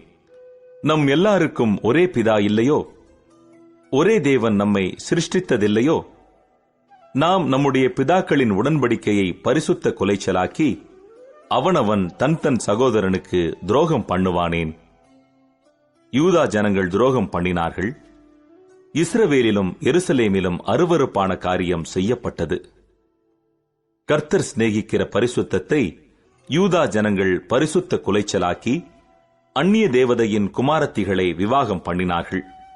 இப்படி செய்கிறவன் எவனோ அவன் காவல் காக்கிறவனாயினும் உத்தரவு கொடுக்கிறவனாயினும் சேனைகளின் கர்த்தருக்கு காணிக்கை செலுத்துகிறவனாயினும் அவனை யாக்கோபின் கூடாரங்களில் இராதபடிக்கு கர்த்தர் சங்கரிப்பார். நீங்கள் 2ஆம் தரமும் இதை செய்து கர்த்தருடைய பீடத்தை கண்ணீரினாலும் அழுகையினாலும் பெருமூச்சினாலும் நிரப்புகிறீர்கள். ஆகையால் அவர் இனி காணிக்கையை மதியார். அதை உங்கள் கைகளில் பிரியமாய் ஏற்றுக்கொள்ளவும் மாட்டார். ஏன் என்று கேட்கிறீர்கள். கர்த்தர் உனக்கும் உன் இளவயதின் மனைவிக்கும் சாட்சியாயிருக்கிறார். உன் தோழியும் உன் உடன்படிக்கையின் மனைவியுமாகிய அவளுக்கு நீ துரோகம் பண்ணினாயே. அவர் ஒருவனையல்லவா படைத்தார்? ஆவி அவரிடத்தில் பரிபூரணமாயிருந்ததே. பின்னை ஏன் ஒருவனை படைத்தார்? தேவ பக்தியுள்ள சந்ததியை பெரும்படித்தானே. ஆகையால் ஒருவனும் தன் இளவயதின் மனைவிக்கு துரோகம் பண்ணாதபடிக்கு உங்கள் ஆவியை குறித்து எச்சரிக்கையாயிருங்கள். தள்ளிவிடுதலை நான் வெறுக்கிறேன் என்று இஸ்ரவேலின் தேவனாகிய கர்த்தர் சொல்லுகிறார். அப்படிப்பட்டவன் கொடுமையினால் தன் வஸ்திரத்தை மூடுகிறான் என்று சேனைகளின் கர்த்தர் சொல்லுகிறார். ஆகையால் நீங்கள் துரோகம் பண்ணாமல் உங்கள் ஆவியை குறித்து எச்சரிக்கையாயிருங்கள். உங்கள் வார்த்தைகளினாலே கர்த்தரை வருத்தப்படுத்துகிறீர்கள். ஆனாலும் எதினாலே அவரை வருத்தப்படுத்துகிறோம் என்கிறீர்கள். பொல்லாப்பை செய்கிறவனவனும் கர்த்தரின் பார்வைக்கு நல்லவன் என்றும், அப்படிப்பட்டவர்கள் பேரில் அவர் பிரியமாயிருக்கிறார் என்றும் நியாயம் தீர்க்கிற தேவன் எங்கே என்றும் நீங்கள் சொல்லுகிறதுனாலேயே. மல்கியா 3ஆம் அதிகாரம். இதோ, நான் என் தூதனை அனுப்புகிறேன். அவன் எனக்கு முன்பாக போய் வழியை ஆயத்தம் பண்ணுவான். அப்பொழுது நீங்கள் தேடுகிற ஆண்டவரும் நீங்கள் விரும்புகிற உடன்படிக்கையின் தூதனுமானவர் தம்முடைய ஆலயத்துக்கு தீவிரமாய் வருவார். இதோ வருகிறார் என்று சேனைகளின் கர்த்தர் சொல்லுகிறார். ஆனாலும் அவர் வரும் நாளை சகிப்பவன் யார்? அவர் வெளிப்படுகையில் நிலை நிற்பவன் யார்? அவர் புடமிடுகிறவனுடைய அக்கினியைப் போலவும் வண்ணாருடைய சவுக்காரத்தைப் போலவும் இருப்பார். அவர் உட்கார்ந்து வெள்ளியை புடமிட்டு சுத்திகரித்துக் கொண்டிருப்பார். அவர் லேவியின் புத்திரரை சுத்திகரித்து அவர்கள் கர்த்தருடையவர்களாயிருக்கும்படிக்கும் நீதியாய் காணிக்கையை செலுத்தும்படிக்கும் அவர்களை பொன்னைப் போலவும் வெள்ளியைப் போலவும் புடமிடுவார். அப்பொழுது பூர்வ நாட்களிலும் முந்தின வருஷங்களிலும் இருந்தது போல யூதாவின் காணிக்கையும் எருசலேமின் காணிக்கையும் கர்த்தருக்கு பிரியமாயிருக்கும். நான் நியாய தீர்ப்பு செய்யும்படி உங்களிடத்தில் வந்து சூனியக்காரருக்கும் விபச்சாரருக்கும் பொய்யான இடுகிறவர்களுக்கும் எனக்கு பயப்படாமல் விதவைகளும் திக்கற்ற பிள்ளைகளும் ஆகிய கூலிக்காரரின் கூலியை அபகரித்துக் கொள்ளுகிறவர்களுக்கும் பரதேசிக்கு அநியாயம் செய்கிறவர்களுக்கும் விரோதமாய் தீவிரமான சாட்சியாயிருப்பேன் என்று சேனைகளின் கர்த்தர் சொல்லுகிறார். நான் கர்த்தர், நான் மாறாதவர். ஆகையால் யாக்கோபின் புத்திரராகிய நீங்கள் நிர்மூலமாகவில்லை. நீங்கள் உங்கள் பிதாக்களின் நாட்கள் தொடங்கி என் கட்டளைகளை கைக்கொள்ளாமல் அவைகளை விட்டு விலகிப் போனீர்கள். என்னிடத்திற்கு திரும்புங்கள், அப்பொழுது உங்களிடத்திற்கு திரும்புவேன் என்று சேனைகளின் கர்த்தர் சொல்லுகிறார். நாங்கள் எந்த விஷயத்தில் திரும்ப வேண்டும் என்கிறீர்கள்? மனுஷன் தேவனை வஞ்சிக்கலாமா? நீங்களோ என்னை வஞ்சிக்கிறீர்கள். எதிலே உம்மை வஞ்சித்தோம் என்கிறீர்கள்? தசம பாகத்திலும் காணிக்கைகளிலும் தானே. நீங்கள் சபிக்கப்பட்டவர்கள். ஜனத்தாராகிய நீங்கள் எல்லாரும் என்னை வஞ்சித்தீர்கள். என் ஆலயத்தில் ஆகாரம் உண்டாயிருக்கும்படி தசம பாகங்களை எல்லாம் பண்டசாலையிலே கொண்டு வாருங்கள். அப்பொழுது நான் வானத்தின் பலகணிகளை திறந்து இடங்கொள்ளாமற் போக மட்டும் உங்கள் மேல் ஆசீர்வாதத்தை வருஷிக்க மாட்டேனோவென்று அதனால் என்னை சோதித்துப் பாருங்கள் என்று சேனைகளின் கர்த்தர் சொல்லுகிறார். பூமியின் கனியை பட்சித்துப் போடுகிறவைகளை உங்கள் நிமித்தம் கண்டிப்பேன். அவைகள் உங்கள் நிலத்தின் பலனை அழிப்பதில்லை. வெளியில் உள்ள திராட்சைக் கொடி பழமில்லாமற் போவதுமில்லை என்று சேனைகளின் கர்த்தர் சொல்லுகிறார். அப்பொழுது எல்லா ஜாதிகளும் உங்களை பாக்கியவான்கள் என்பார்கள். தேசம் விரும்பப்படத்தக்கதாயிருக்கும் என்று சேனைகளின் கர்த்தர் சொல்லுகிறார். நீங்கள் எனக்கு விரோதமாய் பேசின பேச்சுகள் கடினமாயிருக்கிறது என்று கர்த்தர் சொல்லுகிறார். ஆனாலும் உமக்கு விரோதமாக என்னத்தை பேசினோம் என்கிறீர்கள்? தேவனை சேவிப்பது விருதா. அவருடைய கட்டளைகளை கைக்கொள்ளுகிறதினாலும் சேனைகளின் கர்த்தருக்கு முன்பாக துக்கித்து நடக்கிறதினாலும் என்ன பிரயோஜனம்? இப்போதும் அகங்காரிகளை பாக்கியவான்கள் என்கிறோம். தீமை செய்கிறவர்கள் திடப்படுகிறார்கள். அவர்கள் தேவனை பரீட்சை பார்த்தாலும் விடுவிக்கப்படுகிறார்களே என்று சொல்லுகிறீர்கள். அப்பொழுது கர்த்தருக்கு பயந்தவர்கள் ஒருவரோடொருவர் பேசிக் கொள்வார்கள். கர்த்தர் கவனித்து கேட்பார். கர்த்தருக்கு பயந்தவர்களுக்காகவும் அவருடைய நாமத்தை தியானிக்கிறவர்களுக்காகவும் ஞாபக புஸ்தகம் ஒன்று அவருக்கு முன்பாக எழுதப்பட்டிருக்கிறது. என் சம்பத்தை நான் சேர்க்கும் நாளிலே அவர்கள் என்னுடையவர்களாயிருப்பார்கள் என்று சேனைகளின் கர்த்தர் சொல்லுகிறார். ஒரு மனுஷன் தனக்கு ஊழியம் செய்கிற தன்னுடைய குமாரனை கடாட்சிக்கிறது போல நான் அவர்களை கடாட்சிப்பேன். அப்பொழுது நீங்கள் நீதிமானுக்கும் துன்மார்க்கனுக்கும் தேவனுக்கு ஊழியம் செய்கிறவனுக்கும் அவருக்கு ஊழியம் செய்யாதவனுக்கும் இருக்கிற வித்தியாசத்தை திரும்பவும் காண்பீர்கள். மல்கியா 4ஆம் அதிகாரம். இதோ, சூளையைப் போல எரிகிற நாள் வரும். அப்பொழுது அகங்காரிகள் யாவரும் அக்கிரமம் செய்கிற யாவரும் துரும்பாயிருப்பார்கள். வரப்போகிற அந்த நாள் அவர்களை சுட்டெரிக்கும். அது அவர்களுக்கு வேரையும் கொப்பையும் வைக்காமற் போகும் என்று சேனைகளின் கர்த்தர் சொல்லுகிறார். ஆனாலும் என் நாமத்துக்கு பயந்திருக்கிற உங்கள் மேல் நீதியின் சூரியன் உதிக்கும். அதன் செட்டைகளின் கீழ் ஆரோக்கியம் இருக்கும். நீங்கள் வெளியே புறப்பட்டு போய் கொழுத்த கன்றுகளைப் போல வளருவீர்கள். துன்மார்க்கரை மிதிப்பீர்கள். நான் இதை செய்யும் நாளிலே அவர்கள் உங்கள் உள்ளங்கால்களின் கீழ் சாம்பலாயிருப்பார்கள் என்று சேனைகளின் கர்த்தர் சொல்லுகிறார். ஓரேபிலே இஸ்ரவேலர் எல்லாருக்காகவும் என் தாசனாகிய மோசேக்கு நான் கற்பித்த நியாயப்பிரமாணமாகிய கட்டளைகளையும் நியாயங்களையும் நினையுங்கள். இதோ, கர்த்தருடைய பெரிதும் பயங்கரமுமான நாள் வருகிறதற்கு முன்னே நான் உங்களிடத்திற்கு எலியா தீர்க்கதரிசியை அனுப்புகிறேன். நான் வந்து பூமியை சங்காரத்தால் அடிக்காதபடிக்கு அவன் பிதாக்களுடைய இருதயத்தை பிள்ளைகளிடத்திற்கும் பிள்ளைகளுடைய இருதயத்தை அவர்கள் பிதாக்களிடத்திற்கும் திருப்புவான். பழைய ஏற்பாடு முற்றிற்று.